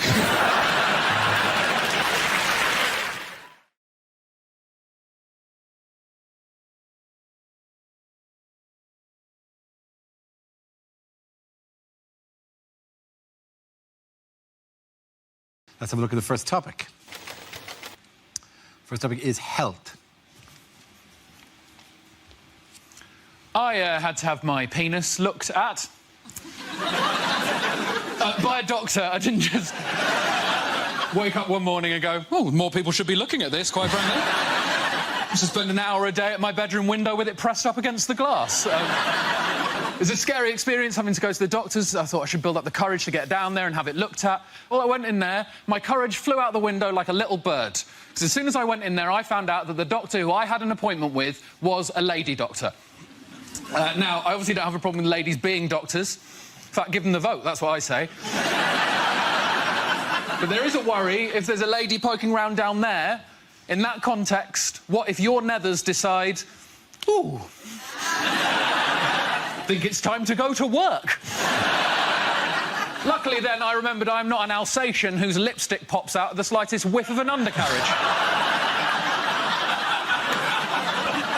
I needn't have worried because she was a good doctor, she was a great doctor. She put me at ease straight away using one word. This is what she said. She said, OK, Mr Gamble, just go behind that curtain there and pop it out for me. There's the word pop. Now, pop is a lovely word. As soon as I heard that word, I knew everything was going to be fine because she was not expecting anything big in that area at all. Because the word pop is reserved for very small things. No one has ever said, come in, help me, pop the elephant in the van, have they? So I was relaxed. Better than me going in there and her saying, OK, just heave yourself out your trousers for me. Just haul yourself out the front of your trews. Just swing yourself over in my direction. Maybe I can bring out this Shire horse and he can drag your junk over towards my workstation. Or open this corner cupboard and bring out a team of pantomime dwarves who can shoulder your meat and waddle it over towards me, like pallbearers at a weird circus cock funeral. Thank you. Good job. OK, that leaves us with Rob. Let's see what we've been left with for a topic. Let's spin the wheel. And the topic is growing up. Yeah, I've had a big year. I've been growing up, got married. And I live with her as well. We're doing nice. I like it. It's exciting. She's pretty happy about the marriage, though. She's got a passport now, so. But it's weird though. Like when you're getting, you grow up and you're getting like your friends all getting couples and stuff like that. They always go like, "Why don't we do Come Dine With Me?" No. If we're going to do a television programme, let's do Total Wipeout. It's much more fun, isn't it? I don't want to just cook more. And it's weird, though, because my mum did different things when she was growing up. She used to do Tupperware parties. And these don't exist. This is where groups of grown women used to buy and sell lumps of plastic. Like, what kind of night in's that? And, like, the only thing that ever got bought at a Tupperware party was a big bowl, going to be used for salads in the summer, just turned into the house sick bowl.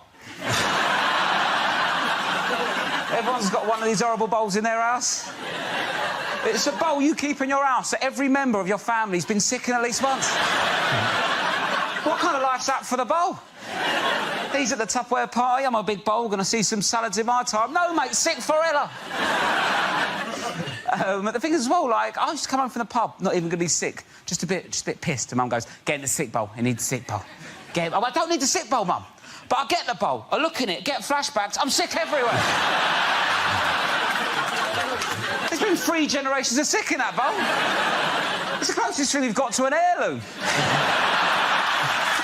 Points for both Rob and Ed. Come on back.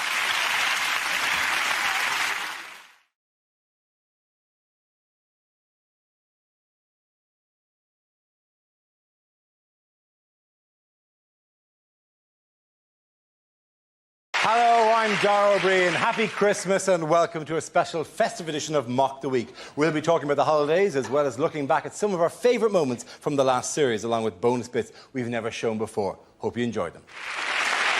We start with a round called If This Is the Answer, What is the Question? On the board are 6 categories. Fred, which category would you like? World news, please, Dara. OK, your category is world news. Your answer is 1/5. What's the question? Is this what fraction of the Jackson 5 might miss the Christmas party?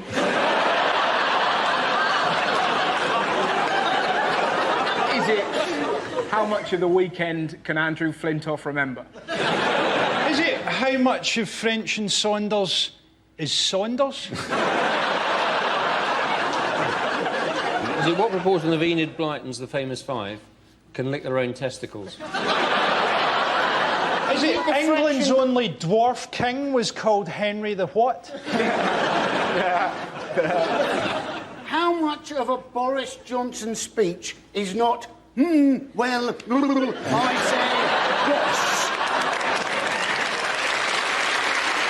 say, Is it how does Jamie Oliver pronounce one fish? Is it how much of Wikipedia is true? I'll tell you, on that... Actually, I won't mention that on telly. What does it say about you? Go on, what does it say about you? No, go on. It says, somebody's written, I was once kicked out of a zoo for punching a monkey, and then somebody underneath has put correction, he spanked the monkey. That's hard. I didn't do either. In my bit on a trivia about me, it says, I once aided the RSPCA in saving a goose from a tile shop. I don't remember the event. It's incredibly specific. What's the point of Wikipedia if people just write it themselves? I think every Wikipedia entry should have to start with "I reckon." Probably. Yeah. Do you know what? Somebody else. I've just remembered another. This is a creepy thing that somebody put on my Wikipedia. They said of me, he looks like the kind of straight bloke that would be quite good at gay sex. I'll be honest. When I read that, I did go get in, but he went on to say, but he looks like he'd cry afterwards. So there's part of me now that wants to find a gay man to test the theory. So if there's any out there, bring it. I suspect there will be a few out there. Yeah. Probably about 1/5. There you go. What honour was the actor Nicolas Cage given this year? Oh, Nicolas Cage, right? He's actually going to be able to turn the Christmas lights on in Bath. This, by the way, aren't the lights in Bath. This is... Apparently, what happened was... Those are the lights in Dundee. Somebody actually put a note through his door. He's got a house in Bath, and he's agreed to turn on the lights. I put a note through Cheryl Cole's door, and apparently that's a matter for the police. Do you know what's really weird about this story? Not only is it incredible that they've got Nicolas Cage to do it, but also there must have been an incredibly uneasy phone call to Barry Chuckle. Sorry, Barry, Nicolas Cage is doing it. Well, maybe they gave him a part in an action movie where he knocks out Vin Diesel by turning round quickly with a plank. Do you know what's really awkward about this story? This is genuinely true. Until last week, I was doing it. Really? I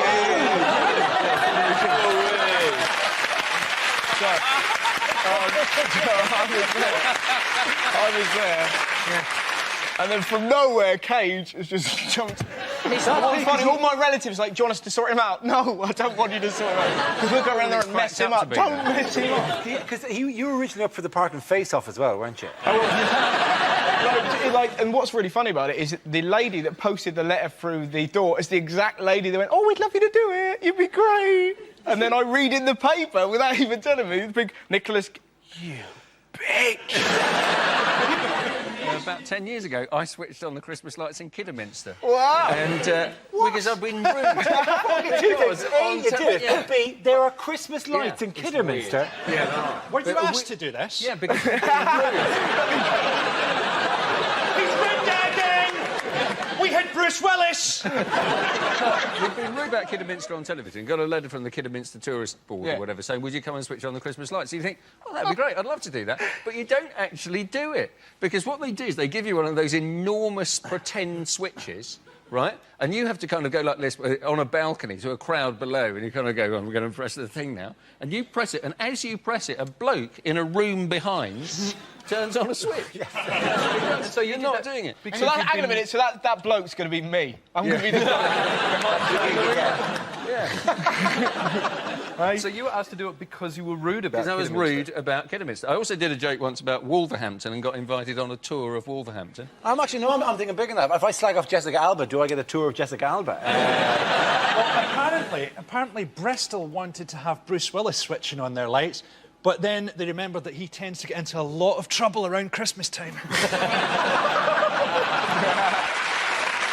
Our next round is called Newsreel, replaying a recent piece of footage featuring people in the news and ask Hugh to suggest what might be being said. This week's clip features Gordon Brown.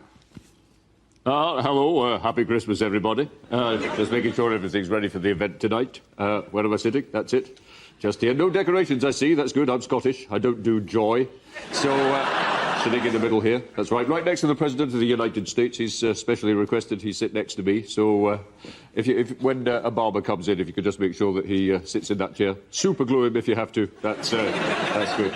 What the hell is going on? I was meant to be sitting next to President Obama. I come in, somebody switched all the nameplates around, and now he's sitting next to that great, fat Scottish guy with a hairy arse. That is completely unbelievable. Testing. 1, 2. 1, 2, 1, 2. What? Anybody know what number comes next? No, one of the economies in shite. So, what would you like from the menu? I have 1,000 burritos, 3,000 nachos, and a pint of Tamiflu, please. Thank you. So, let's get on with the main event. Let's get on with the first round of this, the annual G20 Leaders Christmas Quiz. Question set by Great Britain. In front of you should find a picture round and an anagram round. But to get things going, we'll do world news. So, on Boxing Day 1994, who did Raith Rovers beat? 3 goals to 2 at Starks Park. So, 3 goals to 2, Starks Park. Nice, easy one to start them off there. In the meantime, I think I'll just have a quick look round, see if anybody's written any more interesting speeches than I have. I think practically everybody. So, That's unbelievable. I just get off for a piss. I'm Gordon Brown, he's nicked my bloody seat again. I don't know what's going on. Good news. I've just told Manchester City to bid 300 million for Bobby Charlton. Yes, Mr. Putin, he did what? They voted for Norway in Eurovision. Leave it with me. Kill him. Hey, Obama, when you come to Australia, don't think you're going to play with my didgeridoo. So, go on, Brian. Tell him the joke. Go on, he would love to hear a joke. He loves jokes. Okay, Obama, come here. Yes, you're lovely. I got this from a Christmas cracker. What happens when you eat Christmas decorations? Huh? You get tinselitis. I don't believe it. He nicked my bloody chair. I was sitting there, he just come on, he nicked my bloody chair. It's unbelievable. So that's the first round done. Now to the second round. This should be slightly easier. Economic news. Which Scotsman was single-handedly responsible for saving the world economic system? So, which Scotsman saved the world economic? Nice, easy question there. I think we'll get full marks for that one. Nice. Incidentally, Barack, I don't know what you're doing at Christmas, but you're quite welcome to join us at Oxford Boxley. We'll be doing charades, drinking lots of whiskey, and best of all, I'll be there. So. Oh my God, I'm so tired. I think I left Carla chained to the bed. I have to go and get her. What am I doing in this footage? So, Gordon Brown, what a great guy. Yeah, he's a great guy. That's my bit done. Could you get me out of here, Gordon? It's so dull. It says on this bit of paper I'm meant to be sitting next to an Indonesian guy. What happened to him? So that's the end of round 2. Now we come on to the famous picture round. In front of you, you'll find pictures of 8 Scottish Episcopalian cathedrals. I'd like you to put those in the correct geographical order, north to south. In the meantime, I'm going to go through the rounds, the scores of the previous rounds, and some very funny team names you've come up with, of course. Putin's Polonium, currently on 2 points. Sarkozy, so easy, on 5. Nicolas normally likes to score more than that. Leading at the moment with 10, Great Britain and their team, Gordon must go. But to leave you, I'm going to tell you a Christmas joke. Why did Santa have to close his toy factory? Elf and safety. That's Oh, God. So, what are you doing for the Christmas? I remember years ago getting up really early Christmas morning, running downstairs, ripping open one of my presents, but unfortunately it was a puppy. That's not true. It was a kitten. That's not true. It was an old man. I remember all I wanted for Christmas was an action man. What I got was a plastic doll with a cord on the back, and you pulled it when 25, 25, 25, 30, 35, 35, 35, 40. Looked at the packet. Auction man.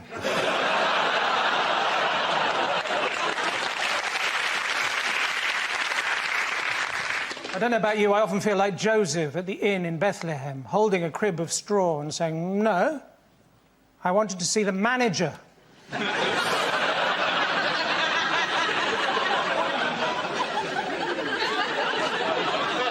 I think the most peaceful Christmas I remember, the manger. I think the most peaceful Christmas I remember was when my mother mistakenly covered the cake with temazepam.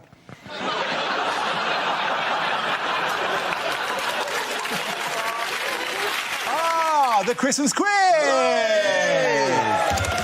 See?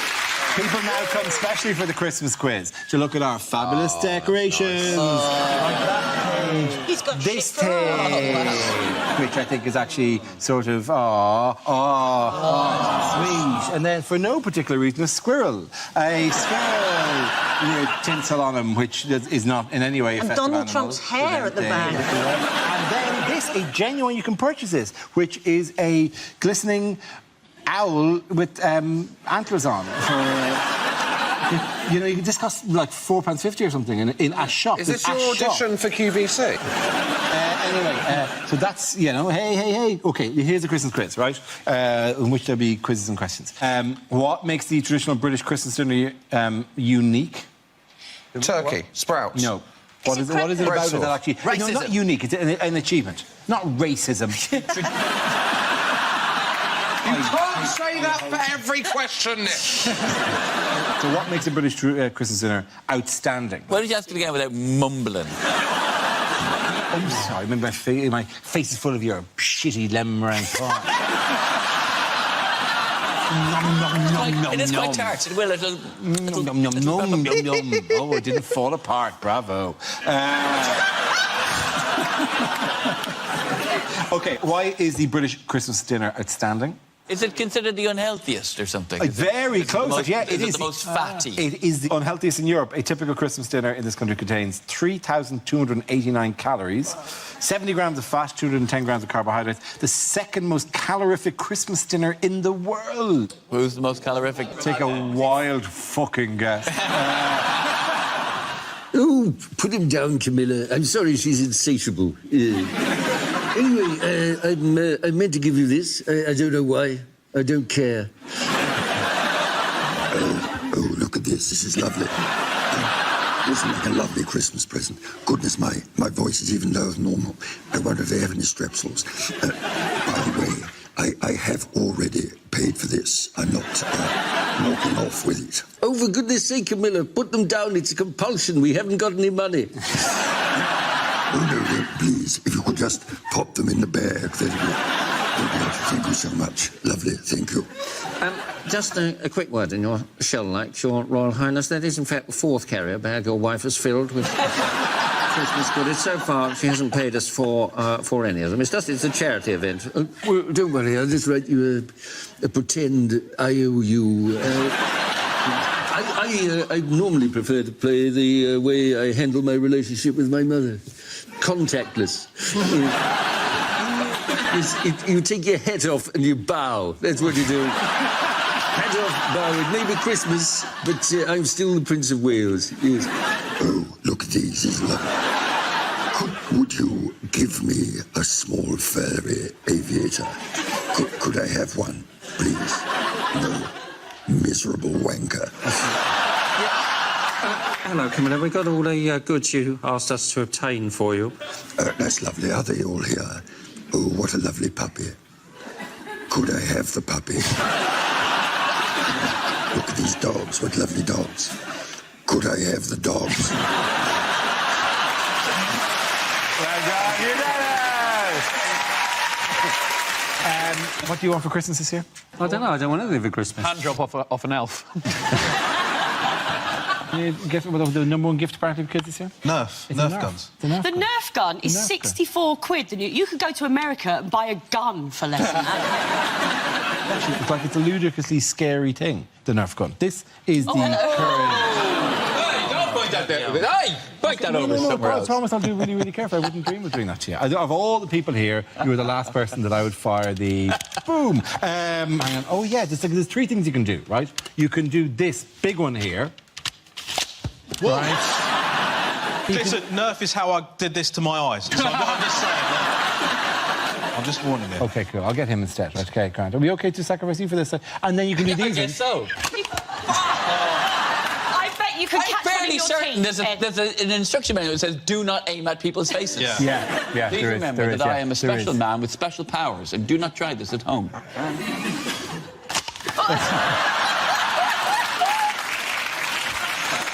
How far will it get? How far do you think it'll get?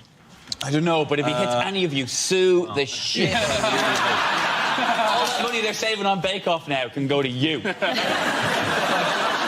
you get to the back? I mean, because this is... I feel it can be unnecessarily powerful, this thing. Yeah. OK, so let's decide Yes, I certainly feel that. Yeah. Whoa! Oh, nah. Good catch. Well done. Respect. That is, I'm estimating 7 gardens away. So you asked, what do you want for Christmas? So you could then shoot us. He's still got the up with me, James, because he got heckled in Derby because they wouldn't shake his hands. I always shake people's hands after the show, and in Derby, I was there the week before and shook everyone's hand, and then someone walked out of his show and went, at least Rob Beckett shook our hand. That actually happened. Can you believe it? He shakes people's hands on the way out the door like a little kiss ass. Afterwards. Here's what most of us do, right? We do our stand-up and then we go, that'll be enough. And we go back, because that's our job. And Rob goes, no, please light me at the door. Shaking all the hands. It's pathetic. I'm just thankful they came, James. And to be fair, like, you know, it's only 4 people you've got to shake, so you should... Listen, here's what's annoying about it, right? I got heckled with this thing. Well, Rob Beckett shook our hands. What else did they say? What else did they, James, what else did they say? And he had proper jokes.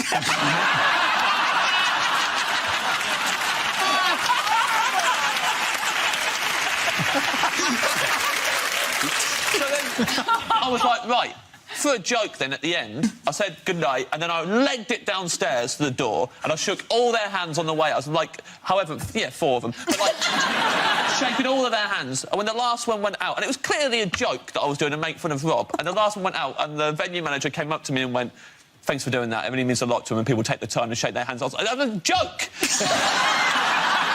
I'm not Rob Beckett. Yeah, but the thing is, let's be honest, I didn't have many other options open to me career-wise, so I'm just very thankful they turn up. Genuinely, because without them, I would probably be on the street. Yeah. At the end of my shows, I say, I've been James Acaster, and I could have been anything. And I walk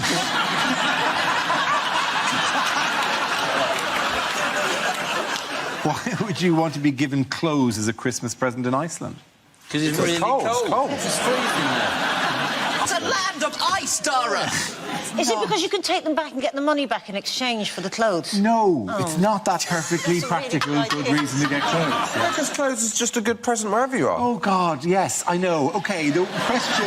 Because people don't have I'm sorry, clothes. are you getting exasperated at us, trying to think of humorous answers to ridiculous questions that you're posing? Should we just try our hardest to come up with the correct answer? Would that slightly miss the point of a comedy quiz?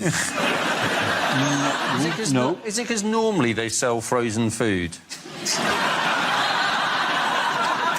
The reason you should be given clothes as a Christmas present is to stop you getting eaten by the Yule cat.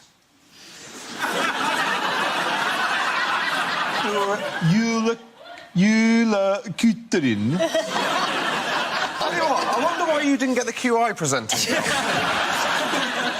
There's got to be one show you don't present, hasn't There there? has to be, yeah. Don't think so, yeah. What might you expect to eat at Christmas in Japan? Food. Yes. Sushi. No. Sashimi. No. Don't just name all Japanese things you can think of. Wagamamas. Not... A bucket of... Eels. No. Turkey. That's not a clue. It's a really good clue. A bucket Fried chicken. Of fried chicken. Is it fried chicken? It's fried chicken, Nish. Not just any fried chicken. Kentucky Fried Chicken. Kentucky Fried Chicken. Since 1974, KFC has marketed itself in Japan as a Christmas food. Oh, very clever. With the advertising phrase, Kentucky for Christmas. That's... Look. I beg your pardon.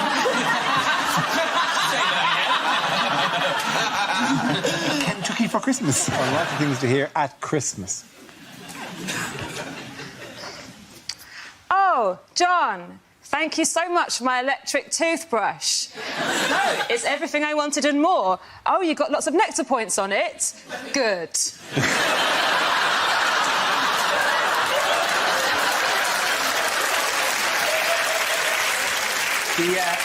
Do the fork and take a pew.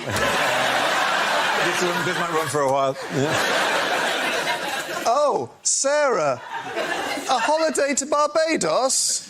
That's going to help in the fight against plaque.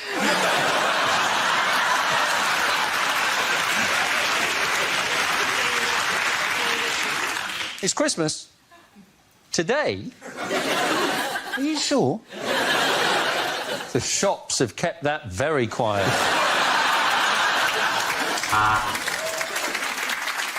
Oh, look, everyone's eating all the nuts I've bought. I should buy some more.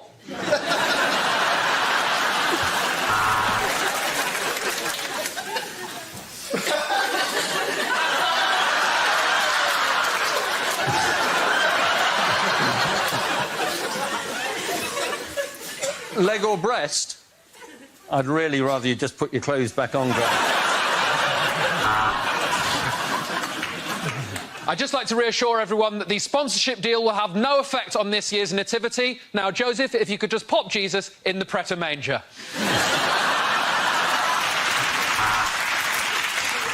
Chestnuts roasting on an open fire.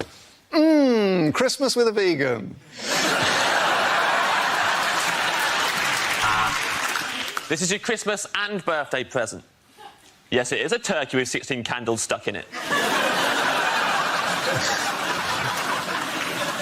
We always have a goose here at Christmas. I don't know why, really. Its conversation's terrible and it shits all over the floor.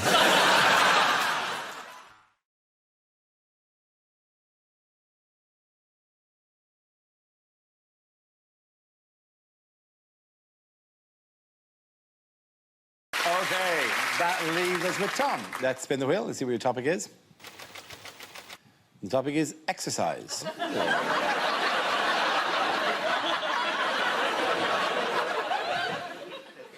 Also a picture of me.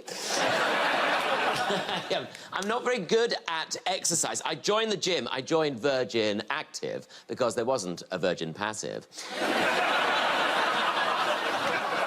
And I found the whole process very intimidating. Like, when you go in there, you're confronted with all the cardio area, like the cardio area. They call it cardio because that's where you go to have a heart attack. And then at the other end, they have what they call the free weights section, the free weights, which I have no business being in because it's for the bigger boys. The bigger boys go there all day. They're lifting things all day, trying to get big arms, trying to turn their arms into legs. And I think it all really started at school. Like, I didn't like doing PE at school. What would happen is, after assembly, one class would have to stay behind in the hall because they'd be doing gym. And I never found out who Jim was. The worst bit was if you had to use the apparatus. And the apparatus basically was this huge, terrifying cage which had to be buckled to the wall. It was so terrifying. And older children would have to come in who'd been trained by the army. And they'd come in and they'd untether its bonds, they'd pull a lever and it would lurch out and it would swing out, and these huge, terrifying arms have to be buckled to the floor, otherwise it would just swing out and kill everybody. They had all these bars and ropes and chains. It was very much like a weekend I recently spent in Berlin. Thank you very much. Again, right round. The boys go to Tom Allen. Come on.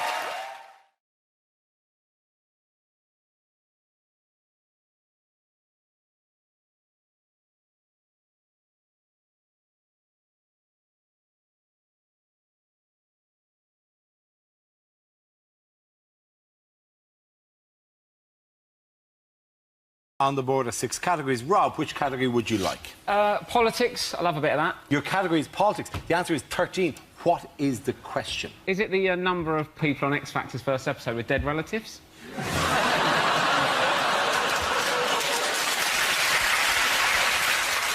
If Wayne Rooney went to Real Madrid instead of Gareth Bale, how many months would it have taken him to manage the Spanish for hello?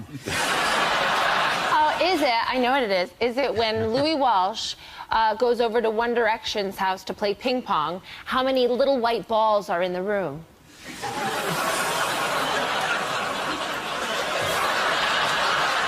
That's what it is. Spot on, mathematically, yeah. OK, so on which day of Christmas do Wonga.com come and repossess everything?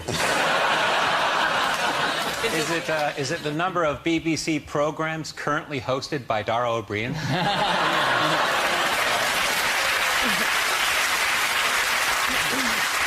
Is it? How many times did I have to watch that Miley Cyrus video before I could really consider myself to be well informed on the subject?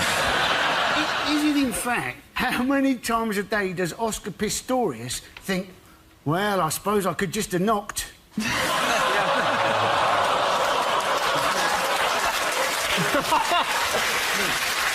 Is it the number of feet required by the restraining order that I have on Brian Blessed? Stuart, I know you want some! Is it the number of soldiers France will actually send to Syria? Is it the politics there, mate? Yeah. At what age do you realise that One Direction might be shit?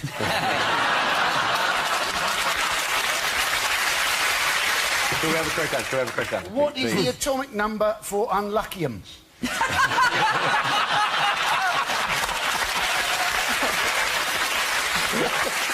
Very good. Very good. I'm glad you tried to slip that one under the wire. That's nice, yeah.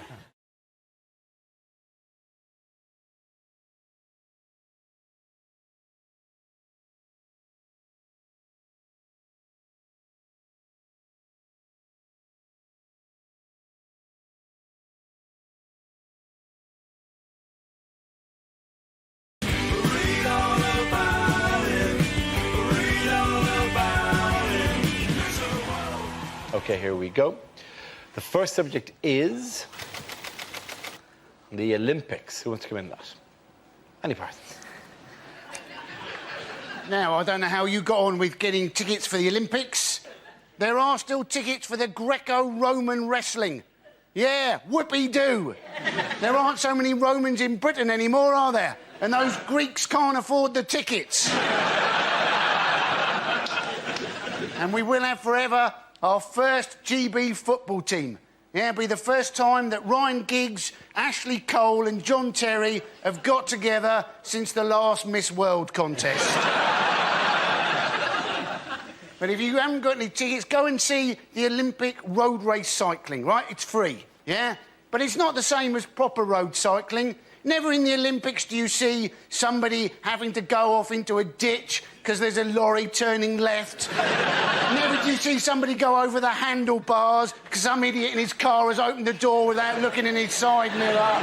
Never do you see somebody fall off their bike because a car has screamed past and somebody has whined down the window and shouted, "Boo!" Although that may happen when the Olympics come to Hackney in 2012. Thank you very much, Andy Parsons. OK, let's spin the wheel again. The subject is food. Who wants to talk about that? Milton.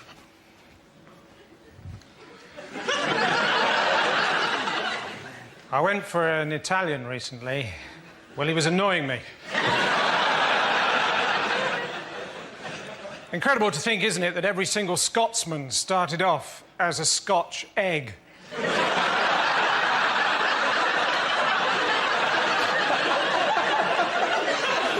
Cold and gingery. I was grilling some tomatoes the other day, saying, "Who are you? Where'd you come from?" I almost got into the SAS. I failed on one question. They said, right, imagine the scenario. Terrorists have taken hostages. They're holding them in an embassy. What are your preferred tactics? I said, I like the orange ones.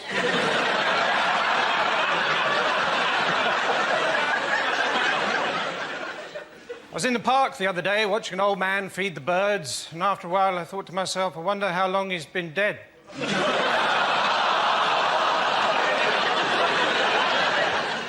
When the boys in the playground found out that I had a potentially fatal allergy to peanuts, they used to shove me up against a wall and make me play Russian roulette with a bag of Revels.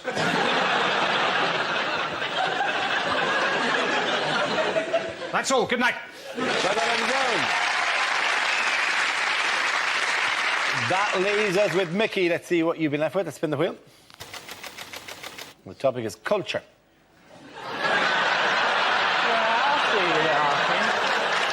Yeah, here we go. Look. Thank you. I know you're thinking this man doesn't enjoy culture. Well, you're right, I hate it. Now, I am an intellectual. I know I left school with nothing, but I did go to university later on when I got a degree when I was 29. It was tough, speaking up during the lecture, knowing everyone's thinking, blimey, the window cleaner's keen, isn't he?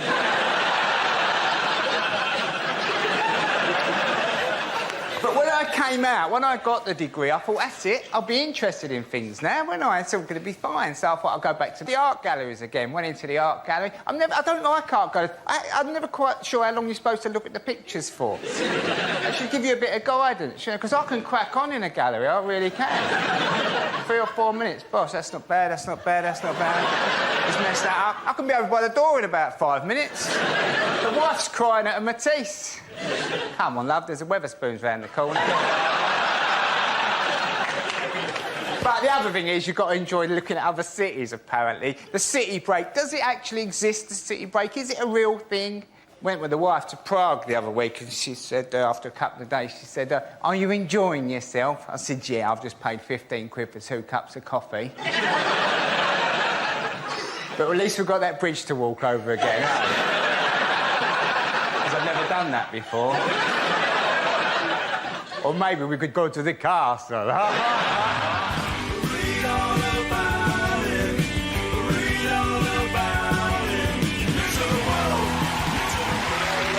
Points at the end of that round go to Andy and Mickey.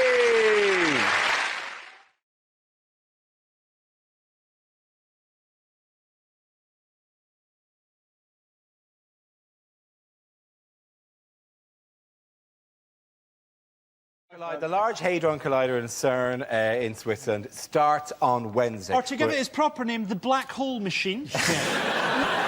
They've taken all necessary precautions. No, they haven't. They haven't taken the necessary precaution of not doing it, though, have they? There's a 1 in 50 million chance that it could create a black hole which will end the universe.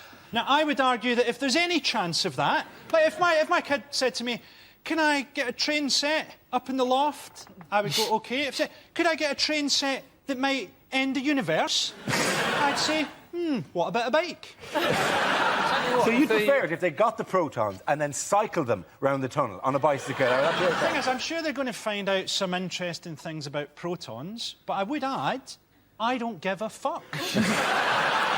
I think if the... I think they've taken all the necessary safety precautions, It's right? it might create a tiny black hole, right, which is the worst type of black hole, because we'll all get drawn slowly towards Switzerland. And every week this desk will be like 2 feet further over there. And then eventually we'll just look one week and Russell have been replaced by just the jaws of infinity. What was that directed at me, Frankie? The jaws of infinity. I thought we were going to see a cow and chocolate and we'd be in Switzerland, but all of a sudden my eyeballs are sucked out of my face. Just for sitting nearest to the audience. What? You thought Why that... am I the first to go? You're near to Switzerland. We tilted it around during the show so that you'd be the one closest to Switzerland. Well, this is bullshit now. No one's going to die. It's basically... He just told me I'm going to die on telly. He looked at me and said I was going to... My God, I hope you have the cameras rolling when it happens. That'll be incredible. Just him going, wah, and clinging on to the desk, right? While we hammer at his fingers. Go! Go proudly! No. Go, Russell! Go, Brett. You'd be like that. There's more space on scenes we'd like to see. That's not going to work, though, is it? Because what they're looking for is a thing called the Higgs boson. Yes. Is that right? Which Yes, is it a is. subatomic particle, which is, you know, lasts for a million trillionth of a second. It's incredibly small. Most of the scientists I've ever met would have trouble finding a clitoris. They're not going to find that. Well, OK, they don't find the Higgs boson by just rooting around and checking on their desks. I'm sure there's a Higgs boson Are you somewhere. saying that's your method for finding the clitoris? Well, I'll root around, and if it's not there, I'll check the desk. With that, we offer the points to Frankie, Hugh and Michael!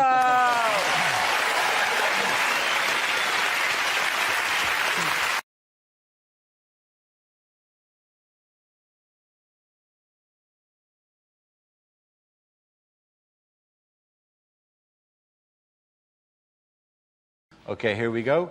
Let's spin the wheel. The first topic is global warming. Who wants to come in on that? Andy Parsons. Sheryl Crow, she's gone into the debate. She wants us to save natural resources by apparently using only one sheet of toilet paper per visit.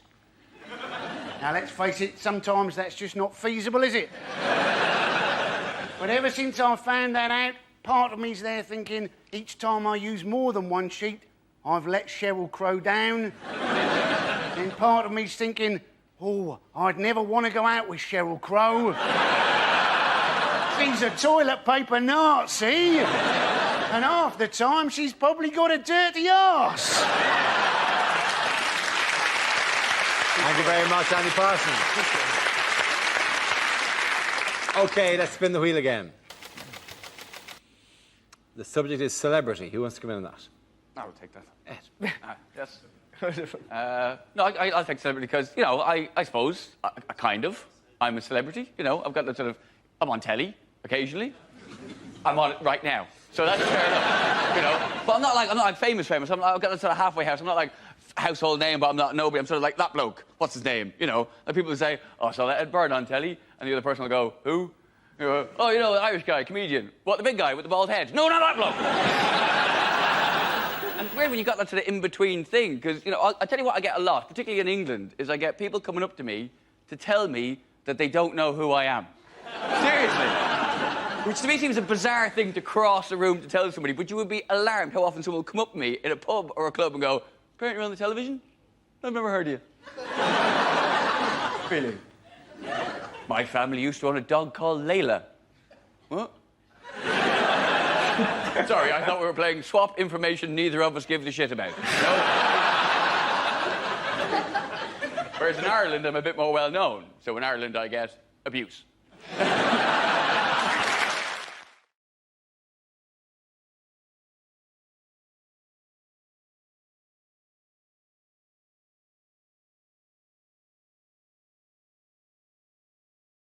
This round is called If This Is the Answer, What Is the Question? On the board are 6 categories relating to current events. For each category, I read out an answer, and the players have to guess what the question might be. David, do you want to choose? Yeah, can I have the environment, please? OK, the category is the environment.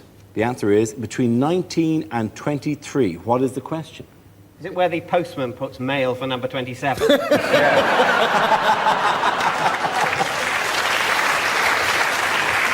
What about what percentage of the vote constitutes a great result for the Liberal Democrats?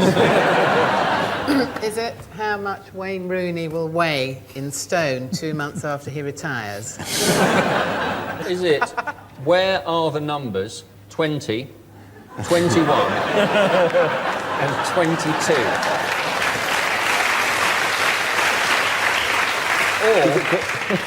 Or... if you're Peter Stringfellow, how old is too old? Is it the number of times I'd listened to the Coldplay LP before slipping into a fatal coma? Is it how many people actually care about the environment? I mean, actually, genuinely care. Don't say they care, but actually care about it. At a gut level. Well, let's face it, we all have far bigger and more tropical fish to fry. Greenpeace constantly thump on about how we must save this planet for our children, our children's children, and our children's children's children. But hold on, what if they don't have any children?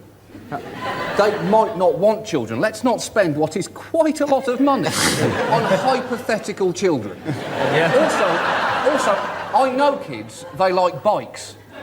They like shiny red bikes. I promise you, you show a kid a clean rural stream and a shiny bike, and I'll show you a kid sitting on a bike whilst pissing in a stream. Are they not the future? So, you spray on. Is it the number of English counties likely to be underwater in 100 years' time? Yes, indeed. It's very, very close God. to that. Yes, it's very, very close. Jesus Christ! That's terrible! That was less a joke, more an alarming fact. I thought it was something ridiculously awful, but it's going to happen. Oh, well. Night-night, my children's children. You can ride around on the bike in smaller and smaller circles on a vanishing piece of land. To be honest, Dara, in Scotland we have mixed feelings about global warming because we will get to sit on the mountains and watch the English drown. More pineapple, Huey!